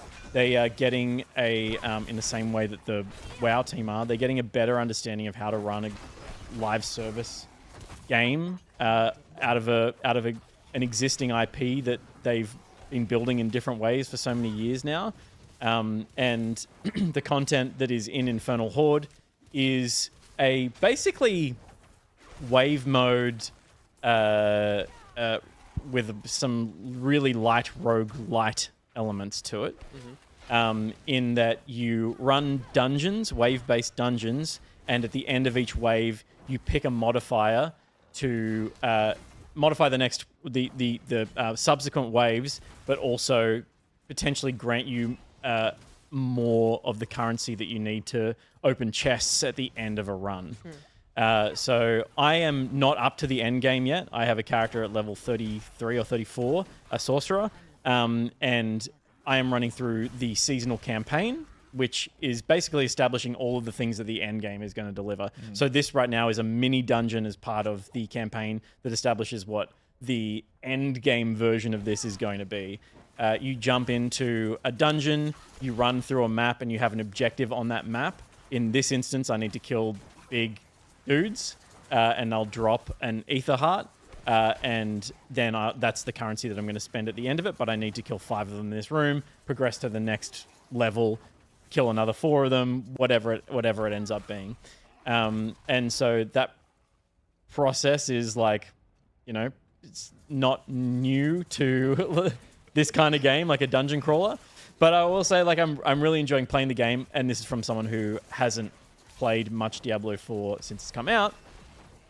It feels excellent. The density of enemies in this mode in particular is really satisfying, particularly as a sorcerer, be dropping all these AoE spells, and I'm just coming to terms with, or coming to grips with the systems in Diablo 4 and the modifiers attached to legendaries and all your gear and how to spec a character. So this build at the moment is messy as hell, and that's fun. You can respec for free, I think, before level 50. So I'm still just playing with things and trying to work out what I want to do with this sorcerer. Ultimately, I've been encouraged to jump back into Diablo with the Vessel of Hatred coming soon. That trailer really excited me. The idea of that space is really exciting to me, and the new classes, which is coming next month. The Vessel of Hatred, give me an explainer on what's... That's an expansion as opposed to a seasonal update. Sorry, gotcha, okay. So that expansion is coming next month, and this is the last season before that, and it apparently is setting up some of the story beats. Yeah, right. That Mephisto is kind of pulling the strings in the new expansion and potentially is involved here in an exciting way. For people who are super into the end game, I'm not going to Diablo 4, I'm not going to teach you anything here, but the end game of the wave mode, the wave mode version of this that is really high-end content is incentivized by you do all of these waves. I think it's 10. You have a limited amount of all of these waves. I mean, 10. But the point is to do them there's I think 6 waves per wave kind of thing. Okay, So Waves within per waves. modifier And that gets attached to it. And the modifier, just to quickly check, is affecting the enemy types or your power? It's affecting the there's a boon and a debuff basically. Sure. And that is a variety of different things. Things that I've experienced are hellfire rains on the next map. So you're constantly having to dodge hellfire falling. That the boss has plus 50% damage output. But that's a huge... You get 7 hearts for doing that as opposed to 3. So you might want to do that. It does all feel like, even the story campaign, and I mean, this is Dungeon Crawlers, does feel like it's... And I'm a sorcerer. It does feel like it's built for co-op. I'm not meant to be in everyone's faces. And I did play a session. This is some capture from today. But when I was playing last night, I was playing with Shark, who's running a druid, and just had. I was like, I'm doing amazing. And then playing solo today, I was like, Shark was doing literally everything. And I was there. But Druid's awesome. Druid was rocking hard. And that's something that, every season they basically just rebalance all of the classes. The Sorcerer and the Druid, apparently, for endgame have been really rough in the last season. And now have been respec'd to be a bit stronger, so I'm looking forward to getting this character. Chose your class well. Yeah, I love Sorcerers, but I played a Barbarian at the end of last season just because I was like, I only ever play Sorcerers, so I wanted to do something different. And with the Vessel of Hatred expansion, the new classes are out, which are much more malleable and you can kind of... they're a bit more like... You can craft them with different abilities from different classes as well, okay. I think is the concept with them. There's like four versions. Spirit animals or something, right? There's like four versions of They have a spirit animal, and there's four versions of the same class, and you can mix and match some of the ability stuff. Yeah, you can. So I'm really interested. Someone's running out of ideas for classes, and it's just like this one's anything. But yeah, it's really interesting from the perspective of a game that is so class based to try and find something in between. I think it'll be interesting to see how it plays. It might be a disaster, but that's cool. That's cool. They can just respec it on the next season. I don't think I have anything else to really say about this. I'm just enjoying it. I'm looking forward to playing Vessel of Hatred. Did you like the story? I haven't played the story at all. Oh wow! I haven't touched it. Except in the beta, I played through the first kind of 10 hours of the story in the beta, and I still think they're the best in the world at cutscenes. Blizzard are just untouchable in just cinematics, right? Like there's just no one does it like them still to this day. I don't know what it is about that studio that they just are the masters of it. I'm looking forward to playing. I have a plan to play through the story as the new expansion drops and build into the end game of the new content now. And in terms of that, or this current season, is it has it got its hooked in terms of that wave mode essentially of doing more runs, or is it just does feel like a way to keep you coming back into a run mode? And I've played a lot of Destiny, right? And Destiny is deep into its life cycle. Some would argue at the end of its life cycle, particularly with what's happening over at Bungie at the moment. And Diablo looks to be, they have the seasonal worlds, and then they have the eternal realm, which is where content will stay forever. So you can run a seasonal character, but that doesn't necessarily affect the eternal realm. This mode is going to exist in the eternal realm afterwards. Okay, they're trying to, I think, open up the options for grinding in a really grindy game, like a level grind, experience grind, and equipment grind kind of game. Give players more options when it comes to I need to spend a couple hours grinding in this game, but I don't want to do all wave mode or all hellspawn stuff. Like I might want to do a few different things. So I think it's a step in a direction of giving players more options for how they want to grind for loot. Totally. Which is cool. That's good. Awesome. Yeah. Cool. All right. That was everything we were playing. I played Delta Force Hawk Tour. Ben, you've been playing World of Warcraft in the lead up to the next expansion called... The War Within. The War Within. Ruby, you got weird and played click holding. Yeah. Are you going to go back and finish it? Are you going to click to that full... Oh, I finished it. Oh, you did? Uh-huh. Okay. Well, we'll report back on that later. And Peter, you played Diablo season of the Infernal Hordes. It's already that time of the year. Mm-hmm. Would you believe it? Ho, Season ho, of ho. microwaves upon waves. Yeah, exactly. And it's also that time of the episode where we go to an ad break, but stick around. There's more coming up afterwards.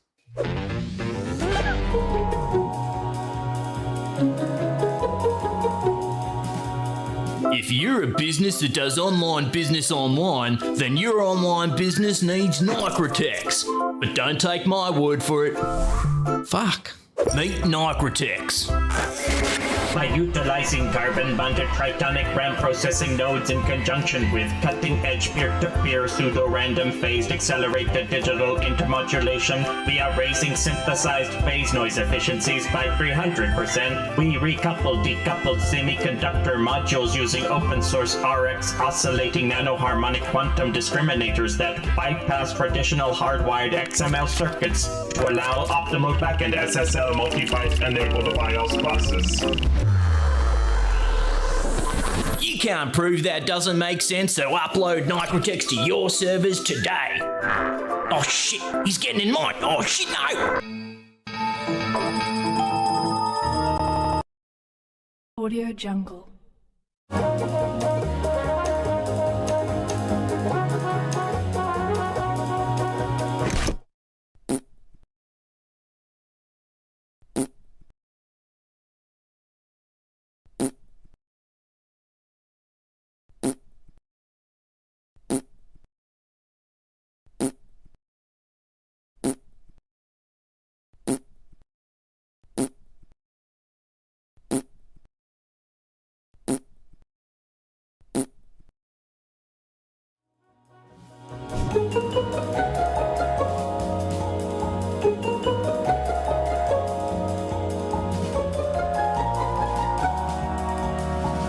Josh, what's going on? It is a Star Citizen segment. Hopefully this works. Can you get through the... Oh my god. Oh my fucking This is going to be riveting. Oh no, this door pad's broken. Hang on. No. It's going to work. F. Does this elevator work? Yeah. Hey! The elevator. Train's arriving in 22 seconds. Yeah, I want it now. There's a discussion around it. Whoa, what the fuck was that? The trains are very buggy. Hopefully... Oh no. This is unfortunately quite a common experience. They started up a new server, transferred everyone who's logged into this one and the game state over to a new server, and then that's when it unfroze. They just forgot the train. That technology is insane. Wait, It's broken in spectacular ways, guys. You've never seen a game that's broken. What the fuck? The train's here, everyone. Let me... So the asking price is $25 million.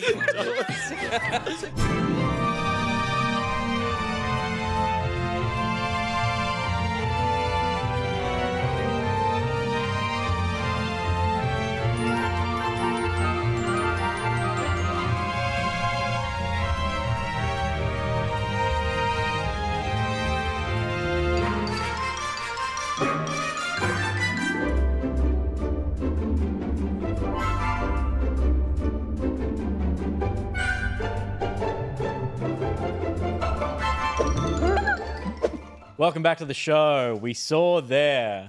Thank you so much, Belly Kate, for Queef 2. The sequel we've all been waiting for. The queefening. Yeah. The queefening happened. Trilogy? Oh, Just saying. Yeah. Just saying. You know, the third act is always the strongest. You gotta Jedi. come on home. Oh, Return of the King. Return of the King. Yeah, Return of the Queef. Queef 3. Queef 3. Electric Boogaloo. That doesn't work. We saw an ad for Nitrotex. The Queef Cool. The Queef Cool. And we saw a social there of Josh being embarrassed. Potentially our best material yet this year has come from that segment. Gondor calls for queefs. And Rohan shall answer. I will say, before we move on, Pete, there's actually one more word from sponsor. Bit of a late edition. I'm going to play it for us now, if that's okay. Oh, please. of course. Be You my have the guest. buttons. Hi everyone, Liz Dahlia here, aka the Queen of Hearts. No. Get out. Coming in February 2025, this queen is thrilled to announce that she has leveled up to mummy, and I'm expecting my very first baby. Oh my Much love god. to you all. I'm so excited. And nervous. Oh my god. So many things to do. Oh, Liz. Hey, mummy. You're going to be a great mummy. That is Hey, fantastic. congratulations. news. So how did that happen? How does one get pregnant? Queef. Can you send us another word? You saw the stalk. You saw. I did see the stalker drop the baby How into good the. to just go hard on the first thing when you get pregnant. It's like merch. I need gamer mum merch. That is so good. So on brand. That was the sweetest gift. How lovely. Thank you so much for sending that in, Liz. How exciting! February, a February baby. That's awesome. Oh my god. I couldn't tell you what the time of the year means about any baby. People go, oh, a December baby. I'm like, I don't know, Christmas. It's Just like a summer. You get to have pool parties. that. Okay, you know what? That's true. I'm a July baby, and I have cold pool parties. Yeah. Oh, Nobody came to my pool Nobody comes to my pool parties.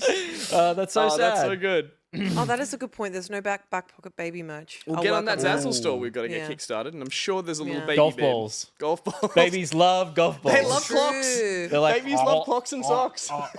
Don't listen to us for parenting advice, please. You should know that already. Yeah. Yeah. We got plenty more show to go. We should get stuck into it. We got the Rizz Quiz. Ooh, baby. Ooh. This is kind of every time we have a new face, we do a Rizz quiz. Yeah. It's not a rule, but it's a nice thing to do, I think. Yes. For those, the uninitiated, the Rizz Quiz is our kind of spin on Jeopardy. I'm going to be your host tonight because I wrote the board, so I have an unfair advantage if I was playing. But these three they're just fine people, are going to be playing. Look at them. Gus? Come to my pool party. Fine. Ruby? Fine. Ben? Awesome. I mean, it is awesome. So in the Rizz Quiz, our contestants will take turns to answer questions that are hidden under the squares on the board, with each column being a different subtopic within the main topic. Tonight, the Rizz Quiz is D&D focused because, Ben, you're a D&D fiend. Yeah. A fiend is an appropriate term. Shout out Playing for Chicken a long Salt time. Bays. You've been writing campaigns. Yes. You partake. Do you DM? I am a forever DM. Forever Not DM? always. Oh, forever DM. But I am. I It's get hard to to play be a here and forever there. DM, not always. So Yeah. it's like, I thought to myself, I am a forever DM because it's usually what I do. Yep. But then I do get the occasional opportunity to play as a that's as a good. player. That's healthy. Keep things fresh. Mix it up. So we've got 4 columns tonight. They are 4 categories. I'll read those categories to you now. The first category is Potent Potables. famous dungeons. Ooh. Okay. The second category is famous ands. The third category is famous dragons. And the fourth category, because I ran out of the acronym there, is famous DMs. Ooh, that could mean anything. That could mean anything. That could mean anything. Hey, all deep in like meaningful. Adam Levine's "Your Body Is Amazing" or some shit. What was it? Body is fucking crazy. So what I would gosh. love, Ben, is for you to start. You can pick any square on the board you want to own it. There's numbers up there. They mean nothing. Yep. Gus always plays to try and connect 4. Yep. So you might strategize in order to block those You 4. fucking down. I've yet to get one and call Yahtzee, but I don't know how games work, clearly. They're interactive. Yeah. So pick. What category do you think is screaming out to you the most? I'm going to go for famous ands for $200. Famous Wait for the ants. ends for 200. Yes. So for famous ends, we've got dynamic duos. Fill in the blanks based on the image. So can we please bring up the $200 question for famous ands? Oh, So this is obscure as fuck, Hang on. but Okay. dynamic duo. it's a dynamic duo being referenced by Patrick Stewart on SNL. Also, to give it a my rule not to look at chat. God. Chat be cool, but also don't look at chat. We'll leave it on. It's okay. We just We can don't leave it look. on. Does this... That's all good. Does this ring a bell? Do you know what this is in reference to? Do you know this? I'm seriously like, this is not Dungeons and Dragons. This is Dungeons and Dragons. There's some real life peppered in to all of this. Patrick Stewart, SNL, referencing a dynamic duo. Correct. Ah, shit. Oh, he got it. Correct. Didn't you just say that was Oh, right? there you go. That was Ruby, easy. come on now. That was Sorry. easy. Referencing a dynamic fun. duo. Look, he's looking pretty young there. Yeah. Um, I'll give you a clue. oh, He was hosting SNL. that's He's introducing a musical act. Oh my god. Simon and Garfunkel. It is not Simon and Garfunkel.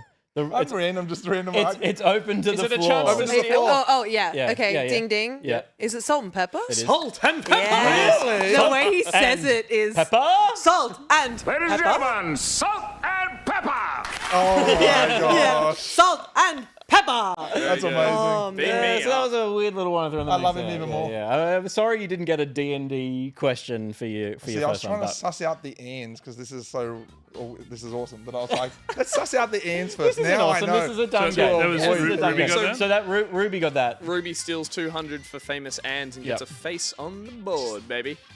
Oh, Is my that mirrored cheekbones look crazy. or just like flopped out? We've said it I- before, we'll say it again. We get some serious mollygrub energy from this segment. Yeah. That's from the getting 10,000 clicks. Yeah, yeah. Oh, That was your face at the end of click holding. Oh dear. I mean, kinda, yeah. Yeah. Angus. Yes, Peter. You're All right, let's go with famous dragons for 100, please. I'm going to start easy. Okay.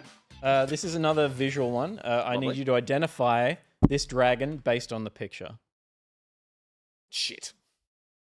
Oh, he's the main guy who talks to you in Skyrim, and his name is something like Carfeg or something stupid. Oh, I hate this game already. Karlak the Destroyer or something. No, fuck off. Anyone know? For Gus 100? Gus was. This is like the most famous dragon in video games from the last decade. I mean, because it's because the game is released 80 times in the decade. All right, turn chat off. No? because I'm I'll give it to you first. It's the Skyrim dragon that you talk to. You Give can me have the it. first letter. Give me the first unless letter. anyone Give else me can the- tell me But that then give me the first P. letter. I don't know. Parthenon. Me neither. Parthax. Parthax. It's Parthenax. It's Parthenax. Yep. Yeah, there it is. There it is for Carthax. Gus. That's such a- I'll take the points. Parthenax. Parthenax. Jeez, that was voiced one- by someone famous, Charles Martinet. Really? Oh, Two. Yeah. and he went, it's a me, a Parthenax. Yeah. Oh, Ooh, God. I like Lovely, that one. Lovely. Terrifying. Ruby, you're up. Hi. Can I get... I'm going to go famous DMs for 200. Okay. Because I want to see if it's exactly what I think it is.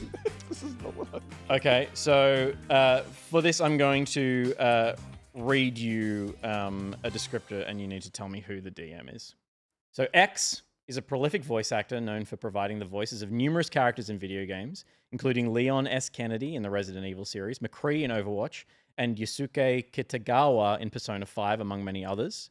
Before finding success as a voice actor, X initially pursued a career in graphic design. And this is a famous DM. Okay. I thought it was gonna be another goof, but in fact you've gone exactly with famous DMs. Oh, it's his name. He does everything. Mark something. Mark. Oh God. We'll need a name. Yeah. Not Mark Zuckerberg. No, not. Not Mark and It's Imagine. not the Martinax. Zuck. It's Martinax. like, oh, and everyone's gonna get mad at me for not remembering, but Mark something. Shit. Gonga Red. He voices everything, right? Everything. He voices everything. I need a name. Fuck. I'll give you 15 seconds. That's a lot of time. 14. Mark. she just burnt. Mark, 13, Matt. 12, Mark 11. Matt. Oh, 10, 9, 8, 7, All right, you've got Mark. not What's the second not Mark Five. Maron. It's Mark. 4, 3, 2, 1, bang. I'm going to open it to the room. I got nothing. You got nothing? No. It's can- Matthew Mercer. It is Matthew Mercer. Hey, Matt Mercer. Matt You It were is so Jesus. close. Matthew Mercer. You were so close. When you get the wrong name Matt with the do same have- letter, it is His that guy. beautiful face. He is Mark. There he gorgeous. is. Look at him, There he is. I think. For a young Matt He's Mercer got a there. lot. Yeah, that was a while ago. Yeah. Good. Think of that good one? Luscious locks. That was Ben. Ben. Thank you. Let's see Ben's squished face. Yeah, that went a while ago. Hey. Oh, that's nice. good. That's good. I like it. Love We've to all see been it. You're all on the filleted board, and you've all stolen? Everyone no, had- you got your own, Gus. You got barely. Parthenax. But I've got 3 options for columns, Peter, for rows. I'm excited. Oh, yeah, you've only got too. 2 Connect 4 options. Well, do yeah, but too. 3 directions. Yeah. You got 3 directions. I you can told go. you I don't know how games work. Ben, you're up. I'll take famous DMs for 100 You just to son of a ruin bitch. that You connect. fucking will. Okay, so this is a description of a DM. Oh, I am 100% a cannibal. I want to eat you. Who sent that DM? oh my god. How did we buzz in? I after? am 100% a cannibal. I want to eat you. Let me have this. No, but let me have it's this. my fucking Let row. me have this. It's my row. I'll let you have another steal. No, you won't. Yes, I might. You've never let me have any. Oh, what? It's an actor who got found out, who got cancelled for cannibalistic tendencies. Oh. We all know you know it. We know we both know it, so you don't gain anything for it. I'm gonna pass because I will honestly sit here pay forever Rizz, and okay. not get it. No. You clearly both know it. I need to flip a coin or something. We should be They don't rolling, have a rolling coin some on them. dice. That's true. I'll do a dice roll. Who carries a coin Yeah. or a dice? I'm gonna do a digital dice roll. I'm gonna install a coin flipping app in the time it takes us to work. I'm this out. gonna do a I should D6. just be given this. I'm As gonna do a messy bitch who D6. lives for You have a drama. D6? Who's going? Who's got 1 to take 1 to 3? 3. I'm going You- evens. Okay. Oh, different. That works too. Both are fine. I'll take 1 to 3, please. Okay, I'll take 4 to 6. Okay, it's 6. Army Hammer. It is Army Hammer. Ah, I would not have guessed that. Oh my. Oh God, I love I it. am 100% a cannibal. I want to eat you. Fuck, that's scary to admit, B. I've never admitted that before. I've cut the heart out of a living animal before and eaten it while still warm. Wow. You up? Where was I when this happened? It was. I don't know, man. It was huge. It was so. That's Yeah. why it's at 100. It was such an Can we please get incredible Army moment in Hammer's time. face on the board, please? Yeah. Jeez Louise. Yeah. There you go. There you go. Oh, how dare you. Okay. That was you, Ben. Yep. So Gus, Yeah. you're up. I'll take Famous Anns for 100, please. You can't connect 4 that way. That's though. true. I'll take Famous Dragons for 200, please. You're never going to get these dragons. I You're just not a know. dragon man. Can we see the image of the $200 dragon, please? If they're all like just spiny wyverns, I'm screwed. I need like a Disney dragon or something, please. Well, 200. tell me 200 Tell me dragons. who this dragon is. It's the St. George dragon. It's a little dragon from St. George Bank. Oh my god. Oh, There you go. Great. Parthenax. All right, little man. St. George's Bank. It's called Little Dragon, apparently. That's really Amazing. cute. In I'll take the, it. in the design Bible, Little Dragon. Oh yes. I'm On my way. You're on your way down that column. It's only gonna get tougher. Ruby, would you like to block Gus? Aww. Again. I'll take Famous Dragons for 300, please. Okay. We're going to see another photo of a dragon. This is a piece of art from DeviantArt. God. And so it might be... Not safe for. it's because this thing has been... Oh, no, I think this is official art. This is official art. Let's say $300 dragon, please. I'd like a. Oh shit. It's. Oh, I thought it was. I'm wrong. My first thought is the three-headed dragons from Zelda, but that's not right. This isn't Magic the Gathering, is it? It kind of is the same. It's Yeah. Dungeons and Dragons, then, right? What's the Well, name? that's of the- Yeah, dragon? Wizards That of is the the theme Coast. of this. It's I mean five-headed dragon from I'm going to need Magic its the name. Gathering. Its name. Shit. Mark. You're not far off. He's not. Marcus. That's it. It's Marcus Oh, the dragon. it's Marcus the No, I'm going five-headed to open dragon. it to the room because I feel like the room knows. I got nothing but I Ben. feel like the room The room knows. definitely knows. That's the Then god. the room may Tiamat. block. That is the god Tiamat. Tiamat. So Ben takes the steal of Tiamat. What a dramatic reveal, Tiamat. I did canvass. I canvassed our D&D fiends in our audience as well. Oh, nice. And I asked a bunch of people who the most famous dragon from D&D was, and there were different answers for all the questions I asked. But Tiamat appeared in everyone's list of like, this is a big. Is Tiamat the kind of thing that you face in D&D and you're like, oh my god, I can attack one head, but the other one has different powers, and they're all just. It just sounds like a nightmare for a DM scenario. D&D It'd be scenario. kind of cool. I was actually expecting a Tiamat at some point, but like the cartoon version of Tiamat. And now that one I would have got. Yeah. You would have been like Little Dragon Tiamat. That's Little Dragon Tiamat right there. Ben, you're up. Not only do you get that point, it's your go. Yeah. Was it? Ooh. Yeah. Jeez. Famous dungeons for 100. Okay. Let's do it. So for famous dungeons, you need to identify the location of this dungeon based on its description. Oh, jeez. Okay. The vaults, now to be opened, were formerly used as prisons and torture chambers, particularly during the Tudor period. Army Hammer's house. Within the dungeons, the rack was freely employed, and the holes in which the instrument was fitted still exist under the boarding of the floor. The dungeons have held many famous prisoners throughout their use, including Rebel Guy Fawkes. This is a real dungeon. This is a real dungeon. Oh, This is a real dungeon. I need you to tell me the building that this dungeon exists in.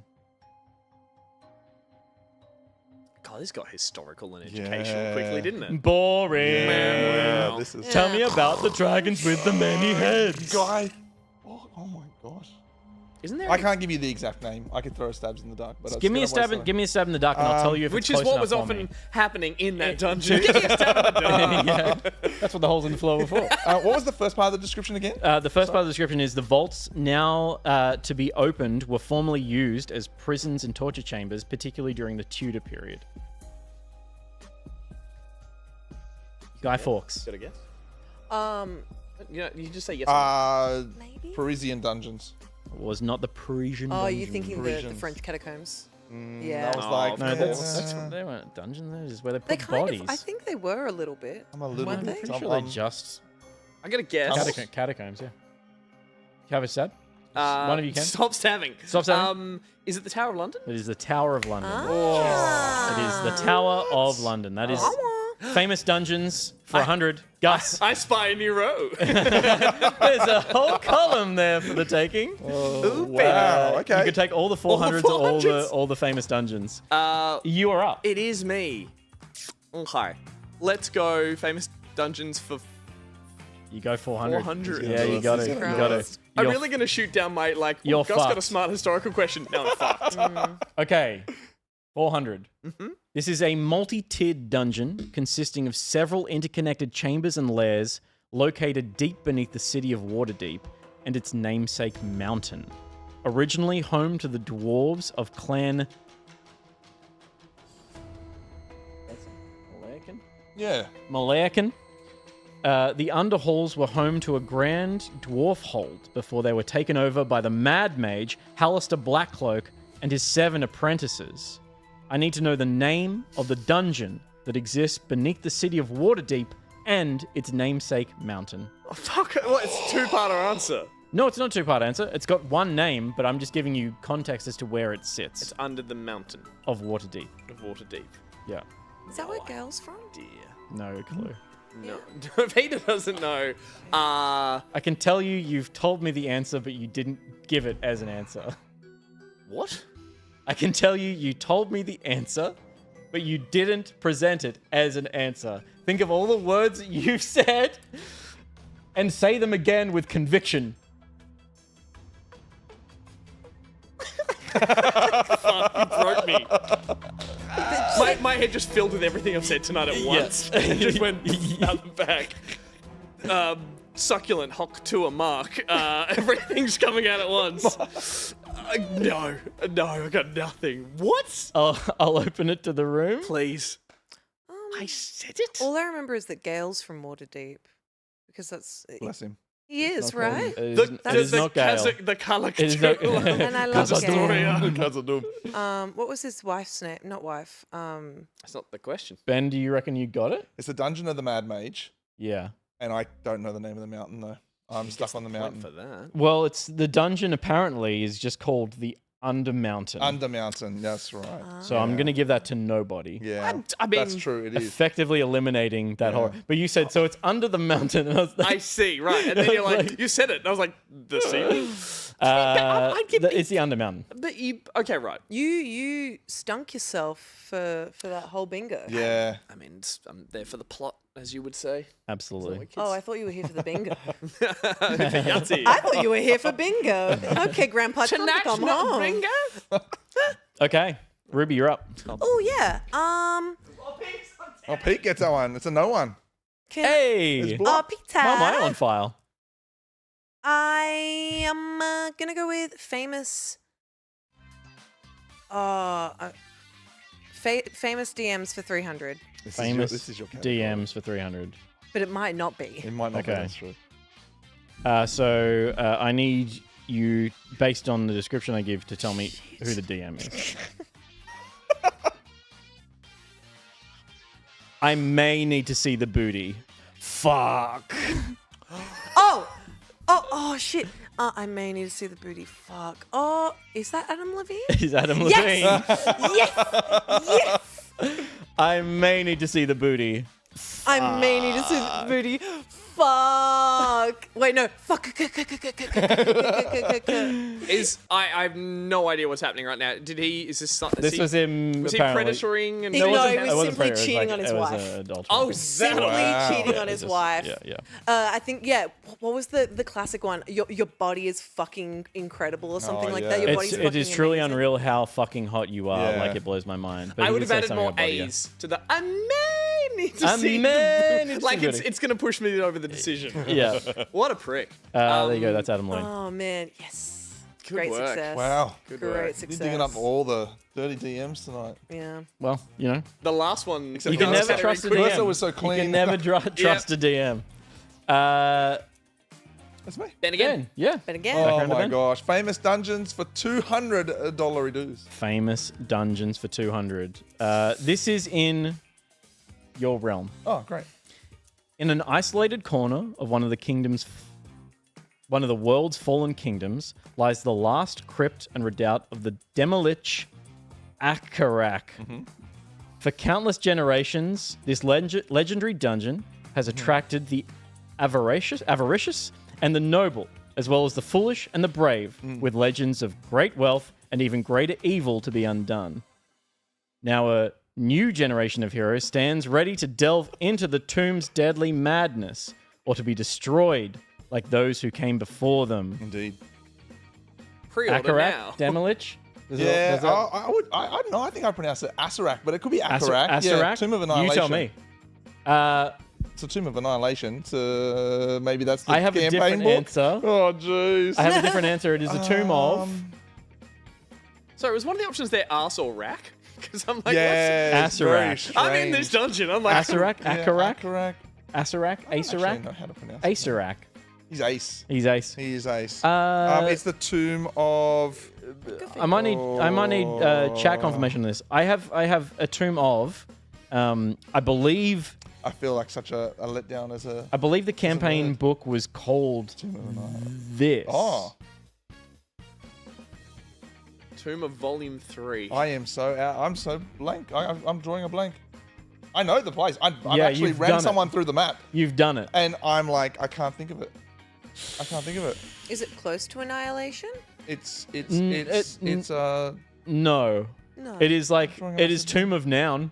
yeah, Tomb of Noun. Yeah. Tomb of Noun. First letter? This is what H? happens. H. Tomb of H. Put it in H. Oh, Tomb of Horrors. Yeah. Oh, Ah. okay. Tomb of Horrors. Okay. What I There we have. go. All right. Oh, you can have it for sure. You can have it for sure. But I don't know. said I it. don't know the difference between Tomb of Annihilation and Tomb of Horrors. Maybe. Maybe I have misread some wikis. No, it's probably both correct. We're gonna They're go with all both correct. right. Let's Yeah. go with. You know let's what? give it to Annihilation as well. You know what? Yeah. As a I'm going DM, into neither of these. I'm looking Jo- for the Tomb of Sunshine and gift Yeah. as a vouchers. DM, looking you for get the to Tomb make of up the Good Vibes. rules. That's true. Yeah. So Josh, do you have some sparkling repertoire? I do. As of that question, Gus can no longer get Connect 4. That's great. That's great news. Yay! Did I He even have a couldn't before. I couldn't before. Pete was in the bottom corner. I was in the bottom corner. Just because we look the My same. dreams have broken around earlier and you missed them. Rude. That's okay. I'm just bringing attention to it. It's Thank okay. you. I appreciate I that. was going to say the Tomb of Horrors is definitely it's DM that no one knows it's called that when you go in it, right? Or was it World of Warcraft?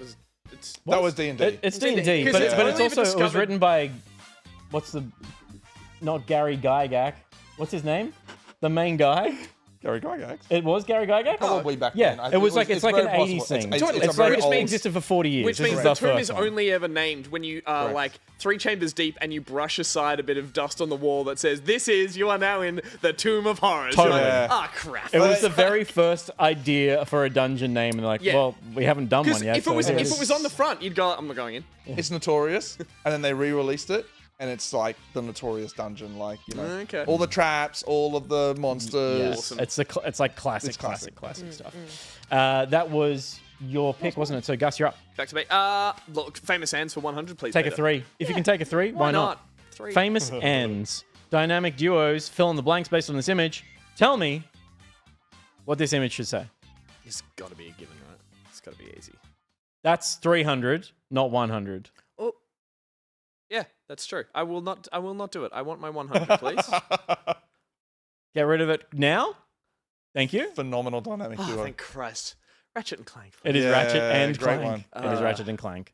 A simple one for $100. A simple question for a simple boy. Now bring the hand back and tell me. I'm thinking of that now. I'm like, I know what it is.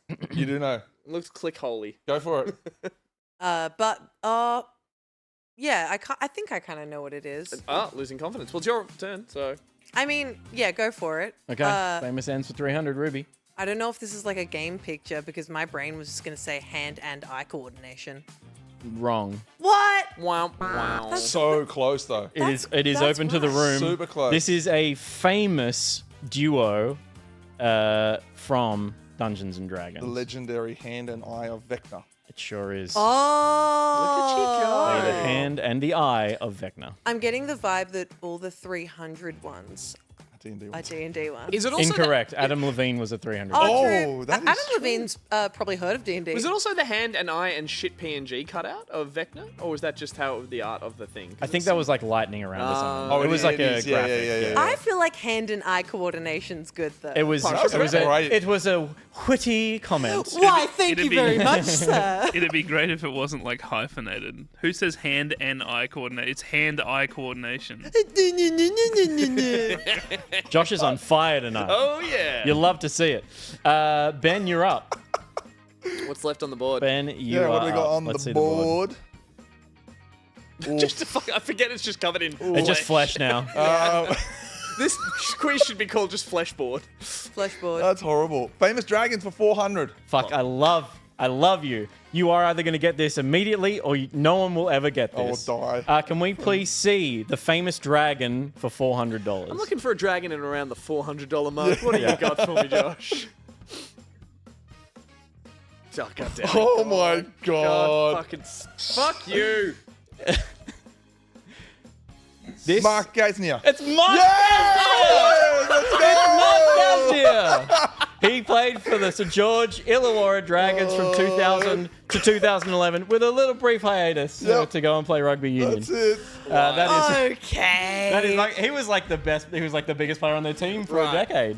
What can I enough. There say? you go. What can I say? I was like, you've either watched NRL or this is no going anywhere because I know those two are not getting it. I'm so happy you picked that one. Fuck yes. Gus, Sure. you're up. I'll do ands for 400, please, Peter. Yeah, I bet you will. You're fucked. You're not getting this. Let's see the picture for famous ends for 400, please. You might be in with another steal here. Oh, yeah. Let's go. Right, so it's... So question. That is... Is it 4 swords? It's 2 swords shown twice. I'm seeing double. I get this one, and I get this one, and I get this I one. got so many swords. Right, There's two a pairing. famous- They're showing the pommels and the hilts, and then the blades in Yeah, full. right, you nerd. I don't know. Stabby and slicey. Not a bad guess, Thank you. but wrong. Nothing? You got nothing? Twinkle and icing death. It sure fucking is. Christ Twinkle and icing almighty. death. For an extra Sorry, what were they 400 points, name the popular adventurer who owns these swords. Rizz Quiz. I just didn't know how to pronounce it, so give him 400 more points. Oh, my lord. Oh, I thought it was tickle and icing. It's Twinkle. But Twinkle is also cute. I mean, that's fucking great. That's a If you- cute If sword. you have a weapon of death, a death-wielding weapon, giving it the cutest name ever is the best thing. Absolutely. To Yeah. like, Good way to do it. That was a cheat question because I have every R.A. Salvatore Rizz Quiz book at home. Do you? In hard copy on my... I'm like this is my thing. If I'm reading a book, it's a Hard copy. Rizz Quiz. Well, Ben, I might do. not know how to It's a play just Connect story. 4, but you've got 4 on the board. Hey! A tight little box. And That's the Connect- where- but so do you, Gus. You've got 4, you got an L. You've got a Tetris piece of All Connect right, four. well, Tetris, yeah. and I know Tetris. All right. Gus. No. Yes, Ruby. Rubith. Sorry. I'm going to go with famous DMs for 400. This is your All right. category. Or not. Based on this description, please tell me who is the DM. This person has worked as a sketch performer and sketch writer and as a game master for an online comedy channel's web series, Dimension 20. They also wrote the superhero webcomic Strong Female Protagonist alongside artist Molly Ostertag. I know that Matt Mercer's is the other one, right? Dimension 20's Critical done Role by- is Matt Mercer's. Yeah, Critical Role is Matt Mercer. Dimension 20. Shit. Can you say the description again? This person has worked as a sketch writer and performer and as game master for an online comedy channel's web series, Dimension 20. That's the name of it. They also wrote the superhero webcomic Strong Female Protagonist alongside artist Molly Ostertag. Sorry, is the character's name Strong Female? The webcomic is called Strong Female Protagonist. Oh, cool. Yeah, all right. Shit, I just don't follow D&D podcasts or content like at all. All right. If you shoot his face, I'll know you'll be like, exactly "That who he guy." is. I will open it to the room. I feel like you know Ben, but I might give Gus a Yeah, chance. give Gus a... Would I know this person? You will absolutely know who this human being is for sure. Really? Yeah. I guarantee you've seen him, just not in the. You haven't seen this guy in a Dungeons and Dragons context. You've seen him in a comedy sketch. I So was. Well, that would. Also, it's a man. I Sorry. was intentionally Keeping disguising that fact. Give me the speed read one more time. This man has worked as a sketch writer and performer and as a game master for an online comedy channel's web series, Dimension 20. He also wrote the superhero webcomic Strong Female Protagonist alongside artist Molly Ostertag. I'll have a. I'm trying to think who's like a D&D nut. Is it like a Will Forte or a Bill Hader? It is neither of those two people. Okay, right. Brendan Lee Mulligan. It is Brennan Lee Mulligan. Fuck. Yep. Game is changers. Fuck. Brennan Lee Mulligan. There's a picture of him right in front of you. I love Oh him. fuck! Yeah, right. Oh, I like that I saw you Googling who Brennan Lee Mulligan is. I didn't know if we had a picture. He's No, great. We have a picture. Yeah. We've always got a If I picture. just remembered that it was a part of Dropouts, I would have. Ruby. Okay. It's not. But it is. Nothing's okay right now. Okay, it's a game. It's the points There don't has matter. to be a loser. I'd call this an experience, actually. A horrible experience for me, because I'm not winning. Yeah, Okay. you're dead last at the moment. Yeah, But I if am. you steal this one, you will tie with Gus. But Ben, That's me. it is you. Press- What's those on. famous dungeons for 300? Sure, Let's fill this do it. fleshy wall. This dungeon is the ancestral home of the von Zarovich family and the current home of the vampire lord Strahd von Zarovich. It looms dark over the land of Barovia, stark against the sky as an omnipresent sign of Strahd's power over the land. Why were you this emotive over the Ravenloft. other questions? It is Castle Ravenloft. Well, bloody done. Because this one had Dracula. Yeah, you've got to speak like this. What about yeah, but what if it was like, I may need to see. Hang on. I got it. Yeah, I may need to see the booty. It works for. I am 100% a cannibal. I want to eat you. It feels so good to say that finally. Holy shit. So there's a pretty clear fleshy line of Let's victory. Throw Let's chat go, back DM. up and hope that maybe for someone was Ben keeping here. score. I mean, you were. There it was is. only one D&D. Oh my God. There was only one D&D answer that you didn't get, which was. Yeah. Which was it? The Undermountain. Undermountain. Undermountain I had to reveal. Yeah. Letting them down. And Letting again, all the I- fans down. Liz has popped the scores up. Thank you to everyone who I reached out to who sent back some answers. I tried to aggregate it based on... Because I was like, what's the most popular dungeon in Dungeons & Dragons? Yeah. And I got 5 different answers, but... Yep. Some of them appeared more than once. So Yeah. Castle Ravenloft, like, that moved them up the list for me. 100%, yeah. Steph saying, interesting, there was no ritual humiliation in this Rizz quiz. Ben, look over your right shoulder. Oh, That hurt too much. There's nothing there, but that's for Steph. That's going to make Steph feel better. Oh, that Do you just feel better now, Because we Steph? punished her by making her look at the back of her head last time. Yeah. And she couldn't This still makes identify no herself. Yeah, because we did a Rizz quiz where one of the things was brunettes. I liked those simple categories. These ones were wonderfully technical. These were so fascinating. Dungeons and Dragons. very good. DMs. So there you go. That was the Rizz Quiz. Dungeons and Dragons theme. Well done. That was cool. There is still more Back Pocket to come after these short commercials.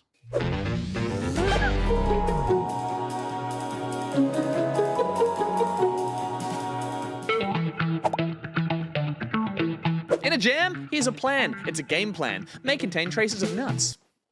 The Crush House is the hottest new reality dating show of 1999 that you have to produce to great success. But chill out, man. It's the 90s, it's hammer time! Signe, All Guns Blazing is a cinematic shoot-'em-up that's kind of like if Asteroids was jacked on steroids, which means the asteroids would have shrunk a little bit. SteamWorld Heist 2 builds on the 2010 3DS game by adding naval combat. Creatures of Ava is the perfect game for anyone who felt racked with guilt building their little pokey sweatshops in Power World. Come on, baby. Daddy B. Come on, non-Squirtle. Daddy needs a new pistol. Back to work. Dungeons and Degenerate Gamblers is blackjack with extra steps, but less risk to your finances, your mental health, and your relationships. It's the game where you can't lose, except you can. What are you really gambling with? And finally, PlayStation VR 2 PC compatibility launches this week. So if you bought the pricey goggles before realizing the limited scope of said pricey goggles, you can use your pricey goggles again. Oh, it's so worth it now. All right, now your jam's been slammed by our game plan, so scram, man. Damn, I got it right.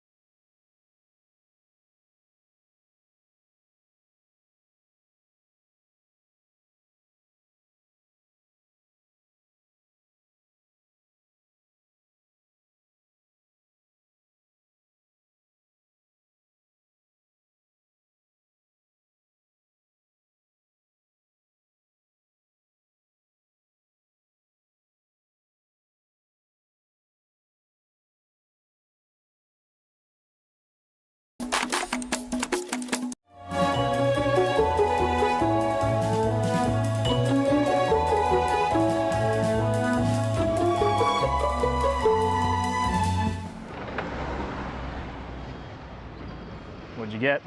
Rabbit food. Again? I think mine's still growing. What about you? Cat food. You blokes want anything from the shops?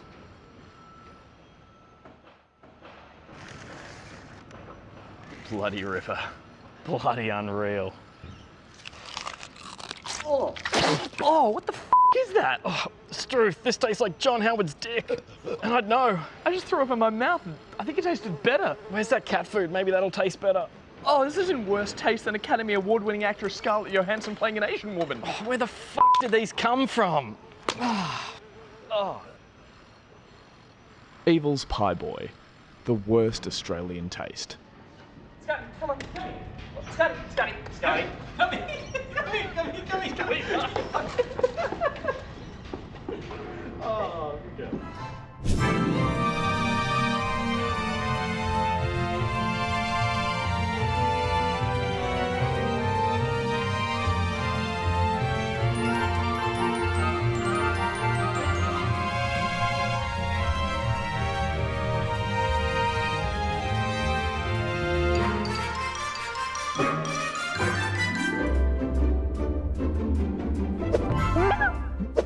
Your turn. They weren't good pies. Oh. They were off. Were they off? They were frozen. They were just frozen and not fully thawed when we were eating them. We just left them out. We didn't microwave them, I think. We microwaved them, but they were still frozen in the middle. That's genuine spit take.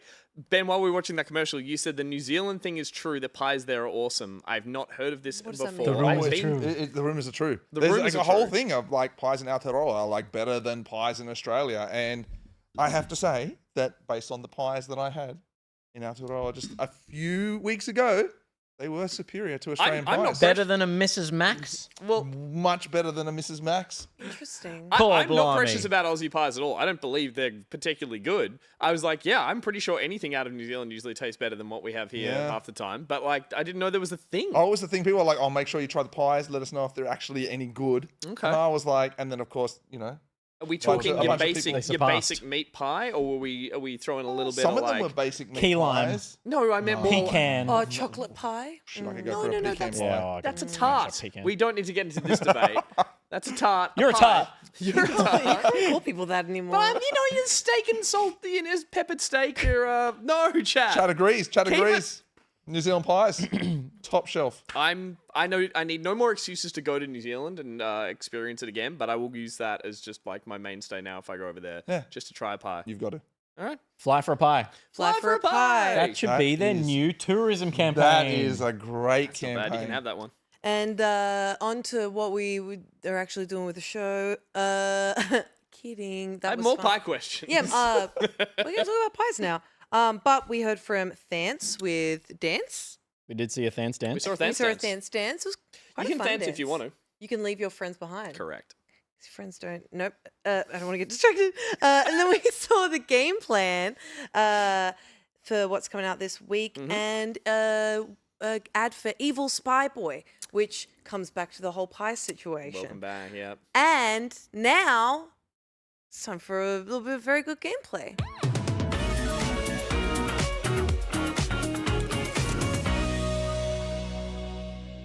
It's very good gameplay where we play a little bit of games. And today we're playing Oddballers, which is a dodgeball-like.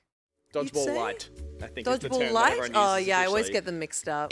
It's light in the sense that not many people played it or talked about it, I think, but people who did really enjoyed it. This is a Ubisoft brawler dodgeball game that came out, I think, like mid last year, and I played a little bit of it when I streamed for Ubisoft, and it was a heap of fun. And we're like, oh yeah, people will play this, people will stream this, people will talk about it. Just really didn't pop its head up any further than like the week we played it. So we said we should play this on the show eventually, and thought, Ben, we've used a little bit too much grey matter with that quiz. Why don't we just resort to chucking stuff at each other? Spamming buttons. But as you can see, I have a profile in this one. see. I may have just stolen That's fine. the lead. We Well, can hang swap on. controllers. Yeah. Damn you, Peter. If you We press can B twice, send me back. Nah, I jumped the gun. Let's Give swap me your controllers. Give me your I have the facial hair. Yeah, but it's basically like, look, party game. It's how we like to sometimes round out some of these shows with just some good old-fashioned party game shenanigans. Some of them are too chaotic. You know, but they're fun. But do you play? Have you frequented the Overcooked Kitchen, your Boomerang Foos, any of those kind of games? Not really, no. Your moving outs? No. No, right. Well, This then, may change your entire game design philosophy at Awesome I Black. am going to be assessing it. You're for game going to go design the back whole to the time. studio tomorrow morning and say, scrap everything. it's all about chucking balls. This is how we take it back through dodgeball. Do you guys get to change your little outfits? Because I'm this attractive bearded man down the Hang on a bottom. When you guys hit start, you'll join There we me in go. the lobby. I am Up top, here. Oh, yeah. Outfits, potentially. Change outfits. Oh, yeah. So, as long as we don't have doubles, we'll work out who's what. Yep. Who's green? I'm green. Okay, sorry. so you've gone a very appropriate looking kind of, that's you in the bottom left. Why is that appropriate looking? Because you're a brown-haired, unshaved, derpy face looking boy. In the game. Unbelievable. Then we've got two rabbits, so I think we're just gonna have to. I'll unrabbit. Oh, okay. Okay. There's Ben. I'm this freaking guy. I'm rabid with the plunger. Rabbit with a plunger. Good stuff. All right. So we can practice here. There's little dives. There's grab and pull a turnip. B is your pickup, and then hold B. Is it hold B to throw? Oh, I just turniped you so hard. Hold B, you can charge up your ball throw. But turnips, you can't charge up. Oh, yeah. Oh, I stole that turnip. And as is with any good party game, the lobby is more fun than the games. And also, it's very maybe hard to you can charge up organize. turnips. Can everyone please get on the bus? Bus time. Oh, get on the battle bus. There it is. Fortnite. Why are rabbits in every Ubisoft game? They're just like a default skin. It's like toads in No, but like they made Mario. their best mascot and then needed them in every game that didn't have anything as like, iconic, I guess. Yeah. I love them. I'm a rabbits fan. I think they're great. And Ubisoft They're don't pay very me anymore, and franche. I'm still allowed to say that. Yeah. Okay. Game one. The rest of these people, I don't know what's going on. Highlight of the game will be the replay. So the bragging rights here is getting the win just to watch the slow-mo of your derpy little character do a killing blow. So you're saying in this game the objective should be to win? Well, yeah, but for more than just That's the winning. interesting. Gotcha. Interesting take on Is hold to video grab games. like grab the other person? Is I it think you that can like type pick of- up. I think you can like pick up stuff around the map. Like you could move those TNT yep, crates. Yep. Maybe. Alright. Well, no. Oh yeah, Freaking. Damn it. that's legit. Oh shit. That's going to be a chain reaction. That's going to be a Johnny That's a ruby. Farnham. That's a ruby. Oh, I tried to dive. Ruby to with that. Pete. Oh, second dodgeball. Owie, owie. Oh, you're kidding me! I was diving. Oh, Owie, the owie. rebounds count. That's good. That's good. Oh, did I get dead? Oh, I just got dead. Stay in. Stay in. Damn it. Yeah. Yeah. Oh, where's my emote? Hang on. D-pad. Love it. Yeah. Let's see that replay. Oh, that was a face shot. You got him in the face. I got myself with my own rebound. I was like, what? Oh, love it. Let's go. I mean, What happened? Why did you go back down? Yeah, I don't know. On a technicality? You hit yourself? You just hear every controller go. Do something. Ball. Ball. Ooh. See, Owie. I got a tactic. Making myself a little. Oh god, my foot. Ow. I'm not even getting hit out of the Yeah, court. I'm what are you getting gonna do? murdered. I got a hay bale, man. Oh, my hay bale. Second hay bale. Oh no, I got blown up. Yeah, I built myself a there's little hail fort back bale. here, Yeah. and I am feeling safe as. Oh my god. Turn around. Oh, the bees. Go for the Get bees. the bees. Get the bees. Oh, good dodge. Ben, you were really good at this. Oh, the cannon. Until you get shot at. Cannon got me. Oh, Dead. Hang on, yeah. is that a tie then? Oh no, the bees are just. I reckon Gus will get across the line. So for people watching at home, yes. When you die, you then run around the perimeter of the map, and you will get given a random power-up that you see indicated by that speech bubble. And then you if you can press still right play. trigger, you throw that in the ring. In which case, someone threw. I got you. I'm sorry. That's all good. That's all good. Hang on, where am I now? Oof. The angles. Gassy Son in of there. Oh, that gas is not good. Oh wait, Oh, Pete's farty. jeez, what the? Why am I farty? I remember that dodge. Oh, you caught What that. a catch! Did you see How it? did you catch that? I dived What on the it at the hell? same time. Haven't seen a catch like that since Dragon Player of the. With the Oh, Oh.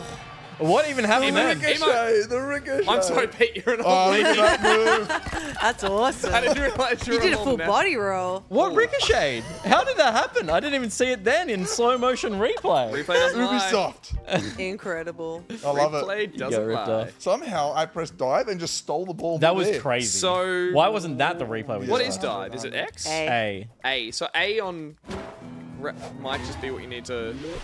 Oh shit. Nope, that didn't work.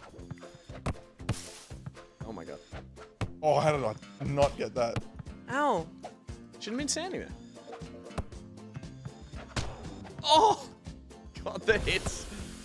Oh, that party gas. Oh. Not vibing it. Alright. I'm Ben and Pete. Holy shit! You just caught that ball off its own bounce again. Oh no, the bees have got me. No. Are they in your eyes? Are they in your eyes? Are they in your eyes, man? I love how the ball's just singularity. Super Saiyan moment. It's just like, oh. incredible. Oh, Music for hire, Dive not the from the bees. And then the hit. Amazing. the bees. Is that a full win? I think that's a. We'll move to the next map. Oh, Because like of course. first to 7 points. Yeah. Oh, the dance. Flexing on it. What's behind door number 2? Jazz? To your horn. Oh. Pick up and play the horn. Oh, this was one's great. hard. Yeah. This is great. So this one we got to control the horn. You want to jump onto the horn and be tooting it for as long as possible. And Josh, can I ask that audience at home are getting the max volume and we get a little more for this as well? Because from memory's sake, this has great audio. So it's me and Pete in the top right. Oh, it's team. Yeah. Where's that horn? Where's the horn? Oh!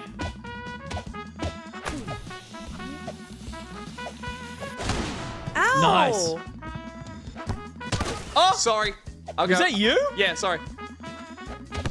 No, we're on team. We're on team. No, You gotta turn I know I didn't mean to throw it at you, but I did anyway. Oh, look at us go. We're at 69%. Oh, Angus. I am terrible at this. Yeah. Oh, we just keep going. Whoa, with the steal.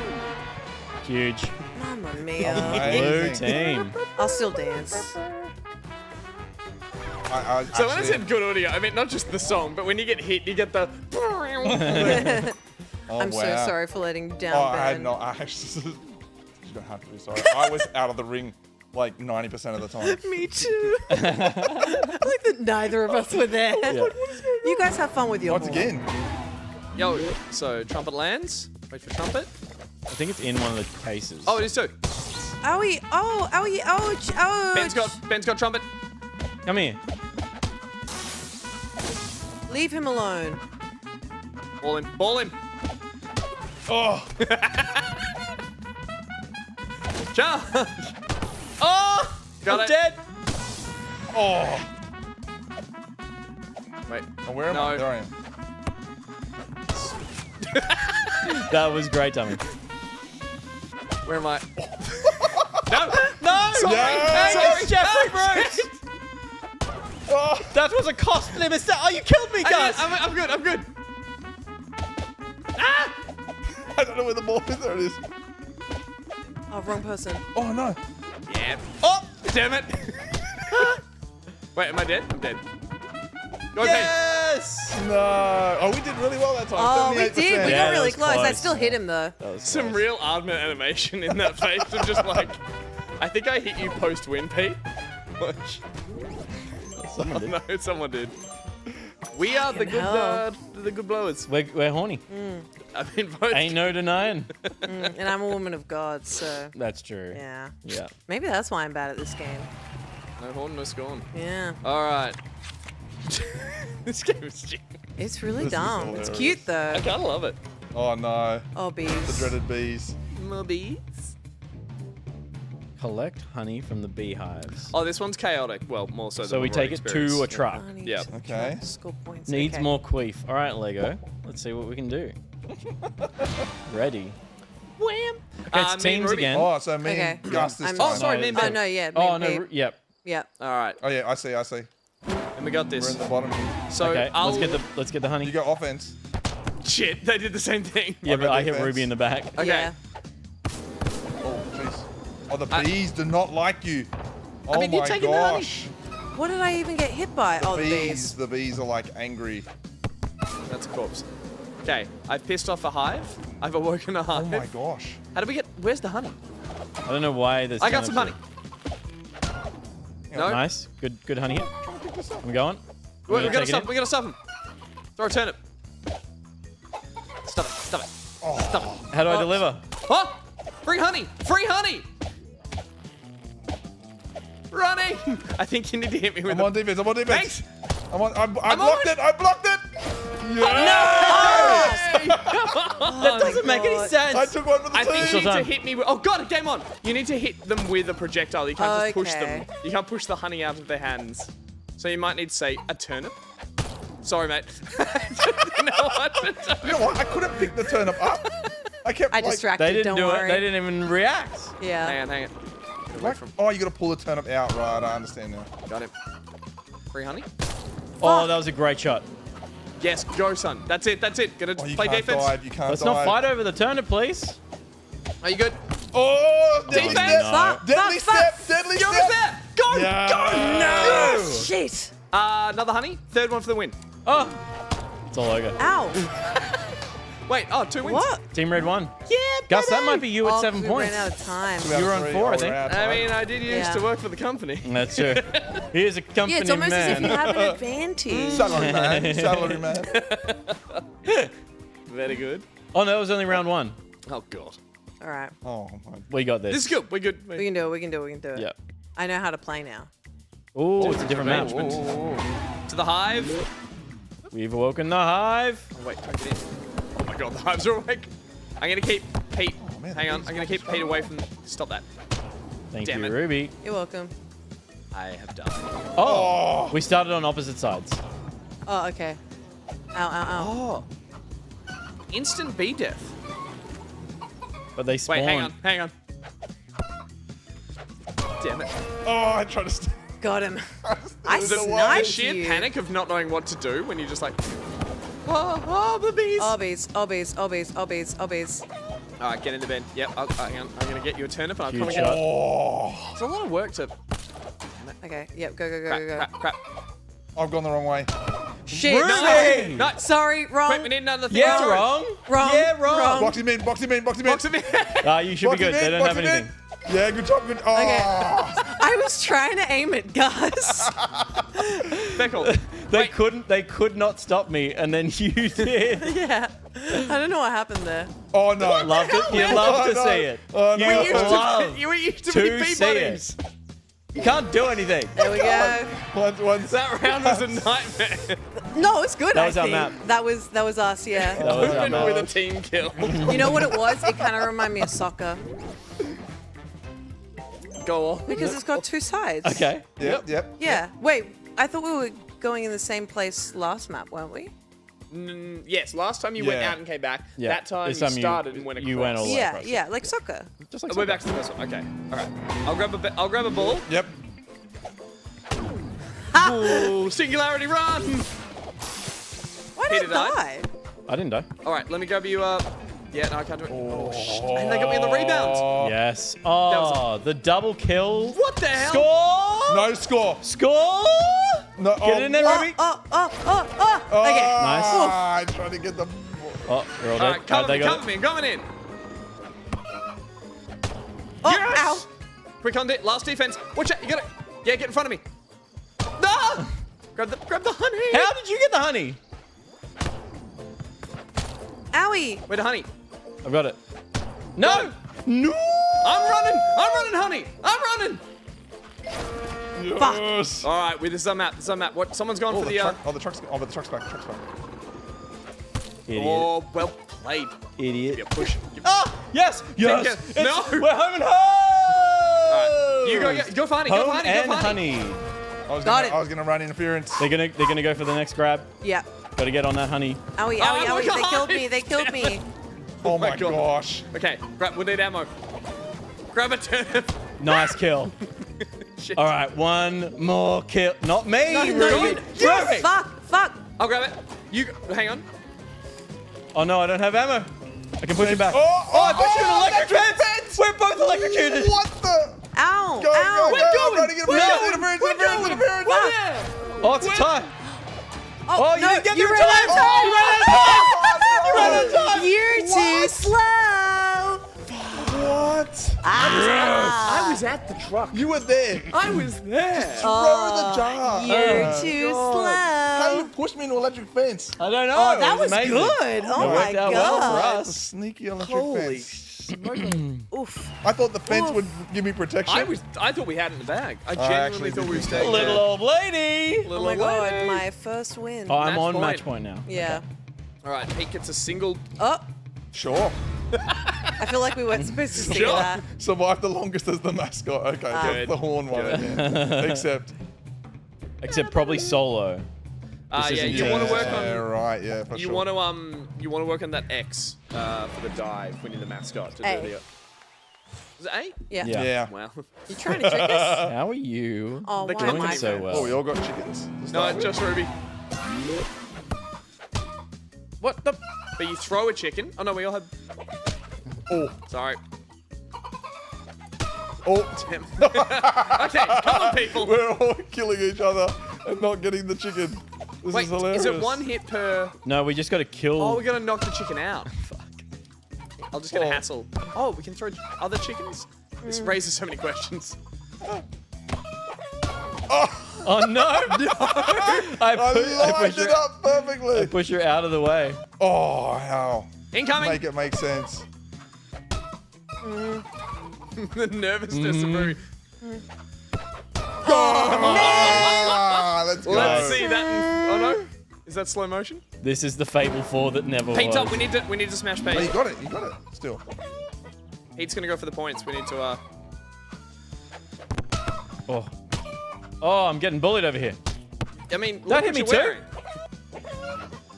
Oh, I got fucked up. Perfection from range. I got fucked up. Am I a sheep? Is that a sheep one? Yeah. Yeah. Oh my god! Oh my god! Oh, come here, chicken. What the Oh, how did that not hit you? Come here, chicken. Oh! It's gotten some timing down now. Oh. Sorry, this feels maniacal. Yeah, let's go. Fuck. I'm getting into it now. Oh, that's not the right person, sorry. That's okay. That's it. I'm dead. Confusion in the ranks. Oh, one shot left. Oh! Oh, that was not the right. Ow. Oh! Pretty good. Got him. Pretty good. Is it just Ruby's- whoever Ruby's gets the still the most leader. time? Yeah, whoever gets the most time. All right, Ben's up. Oh no! Right into one. Oh, this Right is not going in the good. kisser. Right in the kisser. Oh! Oh, we got exactly 12.4 seconds. We both got 12.4 seconds. Holy shit! That's hilarious. Turns out I'm the Ruby. best at running away. That's hilarious. Well done. Thank you. Thank you. All right, where are we sitting there? Woohoo! 12.4 on the dot. Nice. Nice, nice, nice. Make a We should get- fun we should get points just for... Just for matching. Synchronicity, I mean, what, is that a Matchy. word? Yeah, I'm making it a word. Okay, Ruby up to 4. 6. Whoa. We're neck and neck. I think we go back to No? Oh, Catch a chook? Chickens, Foul play. play. Choke a chicken? Oh, this is a bit grim. I think they're just cleaning them. okay. Yeah, buddy. Thank you. Yes, that is what That it looks looks like when a you get car car. wash. Yeah, exactly. 100% chicken wash. Yeah. You know what you do once you wash chook?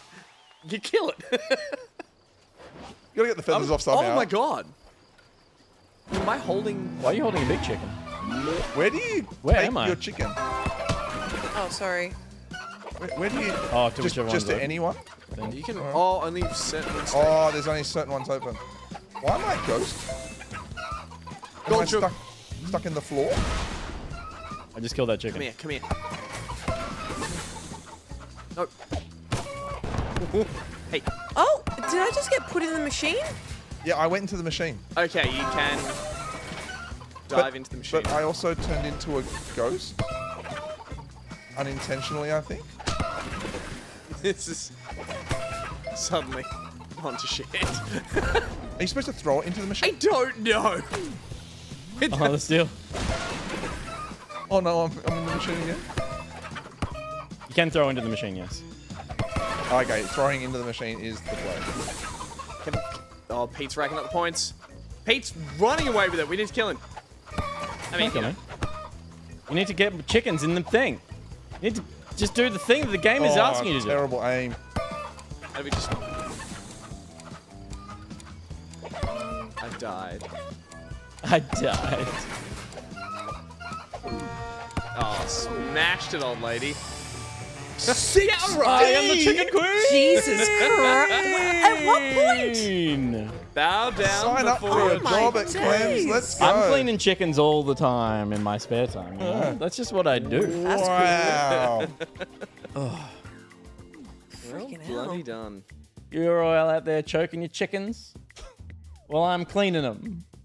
So I said that before because, like, I literally got a chook the other day, and I was advised to wash it and then pat it down before roasting it. Oh, yeah? And so I Yeah, was because like, you don't you want it to be wet when it goes in the oven. yeah, but it did say first thing you should do is like wash the whole. If you're not washing it while it's alive, No, Oh, as it's head's give it a off. bath. no, it was like, you know, from the butcher, and I was like, I'm gonna wash the whole chook and then roast the whole chook. So it was less a joke and more good advice. But also, You should wash your chickens like you wash your vegetables. Yeah, essentially. chickens can get really stinky though if you keep them as pets. So you do kind of gotta wash. They have their little dirt baths. Yeah, That's actually wouldn't how that they make keep them more clean. stinky? The dirt No, bath. that's what they do. The dirt bath. Yeah, they Yeah, bathe yeah, in like yeah, in just yeah. dusty dirts. Proposition. Yes. That was the warm up for the final round. We pick one game because I Okay. see if we can do one. Pick a fave. Do we do trumpet? We just do one of those rounds. It sounds like you want to play trumpet again. Yeah. I want to play trumpet again. It sounds like you want to Yeah. play trumpet. I'm just again. gonna say, and the winner of that potentially wins this. It's segment. a team game, that one. Yeah, there'll be that is two a team winners. game. There you go. Yeah. Big difference. And if I'm not on that team, then there are 3 winners. Yeah. Select level, match length. Can I do single? How do I choose my own? How does one Surely. choose one's Look at own? all the There was a settings. custom match thing. I think you go to custom match. You're in quick match stuff. All right, I'm gonna leave room. Yep. I'm gonna do custom match. Nothing but trumpets. Look. Local match. Custom Yeah, that's match. it. There it is. Oh my god, there's quite a few. Fishmonger. Wait, all. They all are grayed out. Maybe you shit. toggle them No, on. Uncanny Valley. I think you got to go to Max players. Bumpkin Farm. Pumpkin Farm. Pumpkin Farm. So you're in Team horn. Start match. Select. Can you select it? Just look at the other matches. Just select the Yeah, fucking okay. horn game. Yeah, I did. Oh my god! 2 games? 2 rounds? No. 3 rounds? No. Oh my god! Fine. 1. I'm just saying. Maybe 0? Someone pressed X. Wait, someone pressed. Oh no, we're all in. We're We're good. in, No, we're we in, just we're need in. Match. to- Here we Everyone go. in. Hold on. Pick your skins. I'm now green. I'm now red, but I'm the I'm same now purple, character. but Yeah, I'm the same guy. skin, but green. Everyone in. All aboard the 7 rounds. 7 rounds of Toot My Horn. Oh my god. Let's take this bus out of here. Who's this character? I don't know. I think he's got to be the main one, right? Seems happy. He's the boss at the end. It's a Yeah. classic little oddballer. Yeah. The ball boss. See, your Yeah. horn- Boss ball. What a round. What a match. Good choice. I like this Are game. you just I know. I commending like this game yourself too. It's a great for game. Okay. Me and I Zia. am with. Same horn teams. Same me. horn teams. Yeah. All right. Let's go. Outside go. chairs versus inside chairs. Everyone D-pad for emo. Where am I? There I am. Come on. I'm the horn. Oh my god, someone's got a lawnmower, I'm mowing and I you am all. like mowed down. I am just gonna mow you all. Oh no. Oh, this lawnmower is just horrible. Ow! I'm having just the And greatest. Oh my gosh, the lawnmower. Get him. Come here. I got no weapons. I got no weapons, Ruby. I'm getting there. Oh no, this is all over. This is like an lawnmower unfair is advantage. horrible. Someone get him. Yes. Now it's my turn. Oh my god! That lawnmower. Oh my Look god. at that. I'm awesome at my own game. Wow! I think MVP goes to Peter on the lawnmower. Oh, Let's just be I honest. killed That was everyone incredible. indiscriminately. Just That was crazy. taking out everyone. We now know it's not a race for the horn, but a race for the lawnmower. It's all Mova now. Yeah, find that lawnmower. Pato Cat, thank you for coming across. Peter, I'm coming. We How do I check this? where'd the horn? Where'd the horn at? You gotta throw a ball at the crate to open it. Uh-oh, Ooh, singularity. Oh, Jeez. That means it can only be in one crate. No. Oh shit, sorry. Wait, where am I? I'm taking the Oh, hits. great defense! Stop it! I'm taking the hits. Oh, no! It was great oh, you work. spawned into it. It was Keep great coming. work. Oh, Yes. Where the ball's oh at? no, I've thrown that nowhere. No, I walked into that. Need a trumpet. I mean, need a horn. Need a ball. Need a ball. Oh, singularity? No. What was that? What's happening? I think we good. Oh, we got it. Oh, wrong person. Oh. Catching the straight. Damn it. Oh! Oh shit! That was, you supercharged the ball. Huge play. Oh yeah, we did. Let's go. catch How throw did we is get huge. that? That was huge. That was amazing. Oh my god. Where's the replay? Oh, it was just great work. That was great work. I have no idea what was this is it. going We're on the on. decider. Me neither. I caught a ball someone threw at me. If the you way. dive while the ball hits you, you catch it. Oh, Yeah. But then it's that's also supercharged, so I cool. think it's a one-hit kill rather than a two-hit kill. Ah. It's fantastic. Come on, everyone. Let's do them horns. Game on. Game on. Oh, shit. oh no, I walked into the electric fence.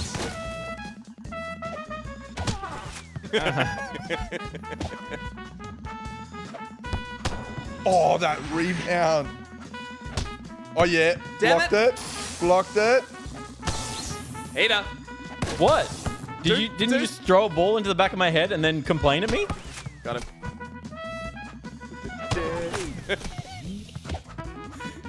Won't anyone let me cook an archer in, please? Oh my god. They're at 90% already. What is This happening? electric fence is. They're at 96%. It's Let's go! Oh, my days. We gotta emote it. Oh, yeah, we got to emote. We got to emote. That Three elec- winners. That That's electric it. fence. Three let you down. Dude, Hey. three winners. That's so crazy that three of us of four Wow. have won tonight.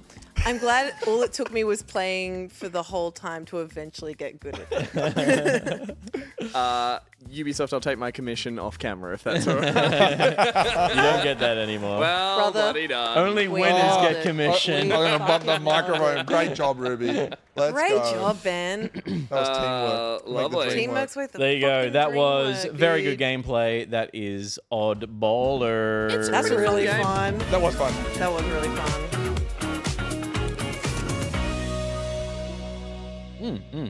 I like it.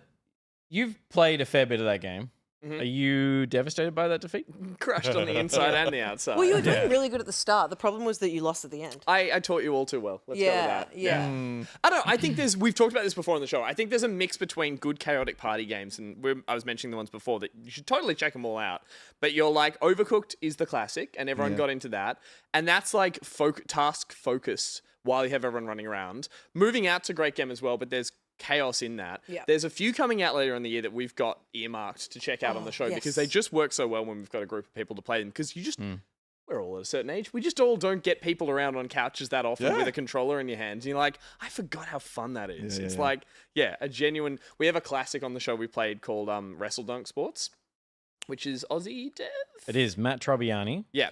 I don't know if you've met Matt down maybe at PAX or something like that. Oh, no. Matt made Hacknet, which was a Okay. super cool little like UI video game that kind of taught you to hack a little bit. It was like PowerShell cracking and that kind of stuff. Oh. And that was the game that kind of put him on the map. And then total pivot to a like split screen or shared screen like sports title with Okay. Wrestle Dunk Sports. But you play as just rectangles that smash into each other. I And it's love just it. like, it's everything that just a video game in its purest form of just like bouncing off screens, chaotic moments. Like those are those games that have those little moments where you just like suddenly everything either like goes out of whack or into whack. And it's just like, holy shit, this is all happening at once. So What's going on with these chairs? Ruby, have you moved back 4 inches or Gus, have you My moved chair. forward? Oh, I might have. in the heat of Yeah. oddballing. You definitely want to move to your right, Gus. Oh, no, You're me. both moving the wrong way. Hang on. Do I stop moving? No, you've If moved on three we your do the chair shuffle, ready? So it's like this. We do this move, the old like 90s dance move, but on three. So 1, 2, 3. Which way? Oh, for God's Right. sake. Okay. That way. One, 2, two, 3. Again? 1, 2, 3. It's I love it. It's That good? working. It's actually working. Last one. Okay, One more. 1, 2, 3. That worked. That was perfect. What the fuck? Okay, now this one. Now I'll do Oh, it. yeah. Wait. 1, 2, 3. They are in sync over there. I love This is it. actually My how God. best friends work. That was If great. there's not 1,000 gifts. There's just show at day the gifts end, I gonna don't come know up with what's that. Yeah. For sure. Well done, dear. both of you. Ah. That is the show, everyone. We do have the post show coming up next, and the post show is brought to us by the lovely, the Come on, more adjectives. magnificent, Critiquing. Sorry, The critiquing. the critiquing, The geographically aware. The elaborational? We're helping him. Yeah, elaborational because he's. I had one open, but then when I opened my phone, it was on D6 dice roll. The locationally aware and map. What's someone who map? Movie cartographer. The cartographer himself, B-Map. B-Map? Here is B-Map. Because he really do B-Map. He do be doing that. Or sometimes not at all. Be doing a map. Post show coming up by B-Mac. That was different to the one that we heard before. B-Mac? Who was thought that? it was B-Mac. They're both from the same game. You guys don't know what that was? Can we hear it one more time, please, Josh? And then the other one. Hang on. It's Age of Empires. Oh, yeah. It is too. It's Age of Empires. Sure is. Ow! Oh! I thought it was Arnie. Come on. Yeah, me too. Come on. Thank you for being here, B-Mac. Finally. Yep. Peter, we stalled enough for you? Yeah. I brought it back up and now I'm reading and I'm like, there's no way you ever get this. So one of the wonderful things that BMAC does on his website, tldrmoviereviews.com. Just.com. Just.com. There's no IU. Just.com. Confirmed. Is that he writes film reviews, he writes television series reviews, but he always puts a TLDR at the top, which is where TLDR movie reviews comes from. And they're so out of context that, and they don't name drop the film. So I'm going to read you a TLDR and you need to tell me which film this is referring to. It's going to be harder than that. This is $400 dungeon. This is going to be This is from late last year. Okay. About this time last year. And it was a big cinematic release. It was like, it got a lot of attention. Sure. And this is meaningless. Please. A phenomenal work of art that touches on all the emotions. Inside Out? Too? It wasn't Inside Out. Last year, though, you said? Last year. Phenomenal work. And you said it was big blockbuster? It went really, really well. It got a lot. It got a lot of attention. Is that the TLDR? That is the TLDR. Oh, okay. A phenomenal work of art that touches on all the emotions. 4 out of 5 stars. I can tell you that much. Oppenheimer. Peter. First letter? Not Oppenheimer. First letter is there's a the. It's a the something. The C. The C word. Oh, Ruby. It wasn't that. We are at the tail end of the show. I didn't see that. But it was a 4-star experience. Jesus Christ. The cuckold. It's the creator. It is in chat. Well done, Emma. Well done, Emma Glitter. That was a good film. That was a 4 out of 5 star film. That was a very 4 out of 5 star. I like that film. It was great. Because it chat me because Everything in Its Right Place by Radiohead. Beautiful atmospheric song. Fucking adore it. I've always thought if I make a film, I'm going to put that song in it somewhere. Interesting. And it is used so perfectly in The Creator that I can't use it. It's definitely been needle dropped in done. anoth film effectively too. I'm not going to remember it off the top of my head, but it has Totally. a very poignant kind of thing. I have that same song. I have Half Drunk Glass of Wine by Tame Impala. I want to put in a movie. Different song. Yeah, but just saying. You have the same thing. The same thing. I have that same I'm going to song. make a movie just to put that Just song to put in the song in it. Yep. The creator, who's that? So there you go. Thank you, BMAC. The post show is coming up very soon. The post show is where we talk to the community way more. We answer questions from the Discord, and we have a look at the creative that's being posted on Discord. Josh, do we have an example of some of the creative that they might see if they come across? We sure do. Do we have a GIF of what we know? It's not a GIF. It's better than a GIF, and it's from Fourth Reaper. It's always good fun. Okay. Should we be...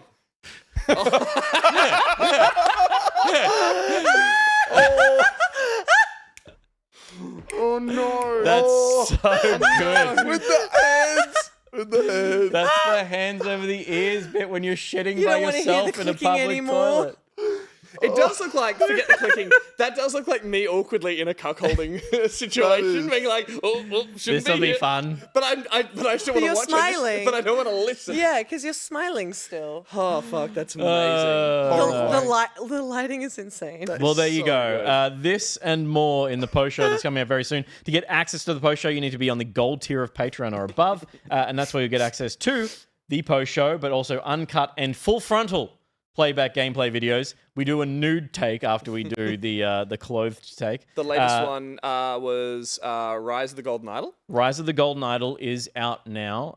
You can watch the cut down on our Back Pocket Highlights channel. Correct. Yeah. And you can watch the full record on the OG Back Pocket. Which I would say as well, we played, Ruby and I played like a detective game that's a sequel in a really good series where Ruby was amazing at it. The full record version has Ruby working it all out, and it's brilliant because it's actually like, I just edited that all out. So it just seems like we go, oh, we got the answer right. When you watch it actually all happen systematically, it's quite a thrill. It's all me, babe. Yeah, Quite it's all Ruby. the Still thrill. me. And we've got another one coming up soon, which I've just finished editing, but we will have to post the full record of that a little later because it's under embargo. It's a really exciting game. But yeah, so to get access to that and enjoy the full shenanigans that happen on camera, off camera, on camera, On camera, off public domain. off public domain.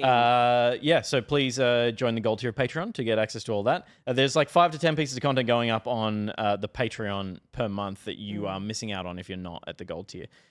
You're also missing out on quarterly town hall meetings where you can have your say about how to shape the show, the Pocketeer Discord role, which gives you priority selection for game nights, and access to the bonus episode of Pocket Buds every week. Ruby, Pocket Buds is dropping tomorrow. Tell us about that. It is dropping tomorrow, and we've got a very cool episode. Pardon me, with Jim Barker, who may be a known name to some and not to other, definitely to those in games and media, as he was a former PR manager at 5 Star Games and also a publicist for PlayStation and Xbox back in the day, not at the same time.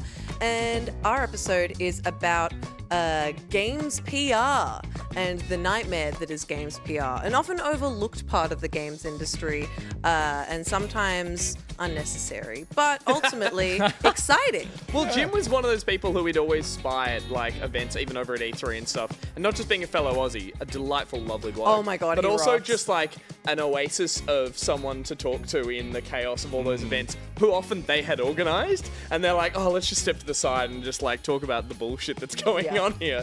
So, a wonderful podcast. He's an absolute king. Yeah. Such a nice man. And he hit me up to come on. I was like, absolutely. And bonus episode, which is a lot of fun. It's called What Would Jim Do? Just like what would Jesus do?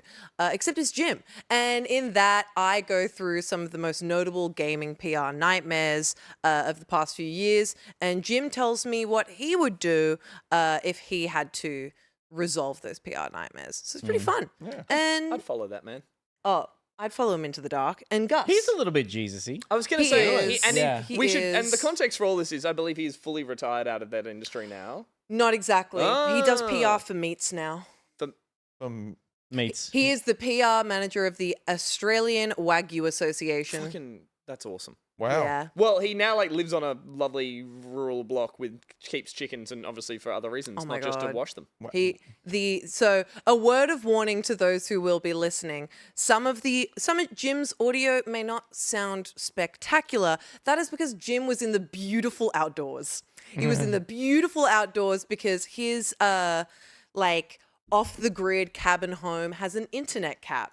And so he had to go to the beautiful, vast outdoors. And like I saw it, gorgeous trees. A magpie came up and talked to him. It was Halfway incredible. through, you hear cattle being slaughtered for his PR company. Exactly. No, it's just Oh, beautiful. you've marbled so I was gonna say- nicely. But Measuring the marble. Oh no. You know what? You know I what? want to upset own them? a That cow one marbles. day. They're such sweet beasts, aren't It they? marbles really well if are. you don't stress them out. I During like the, seeing the fluffy cows, the Highland coos. Oh, they're delicious. Yep. And Gus, you're streaming on Monday. I will be streaming on Monday. Thank you to Josh for jumping in and streaming for me when I did promise I would last week, but I will make up for that on this Monday's stream. Doth I dare back to go and play? Doth I? Diddly doth you go dare. back and play the Wolverine game, which I promised. If doth chat wants don't. that, doth don't. Doth maybe. Doth don't. Well, I went and saw Deadpool and Wolverine, and I was like, maybe I'll play the game. Cool. Yeah.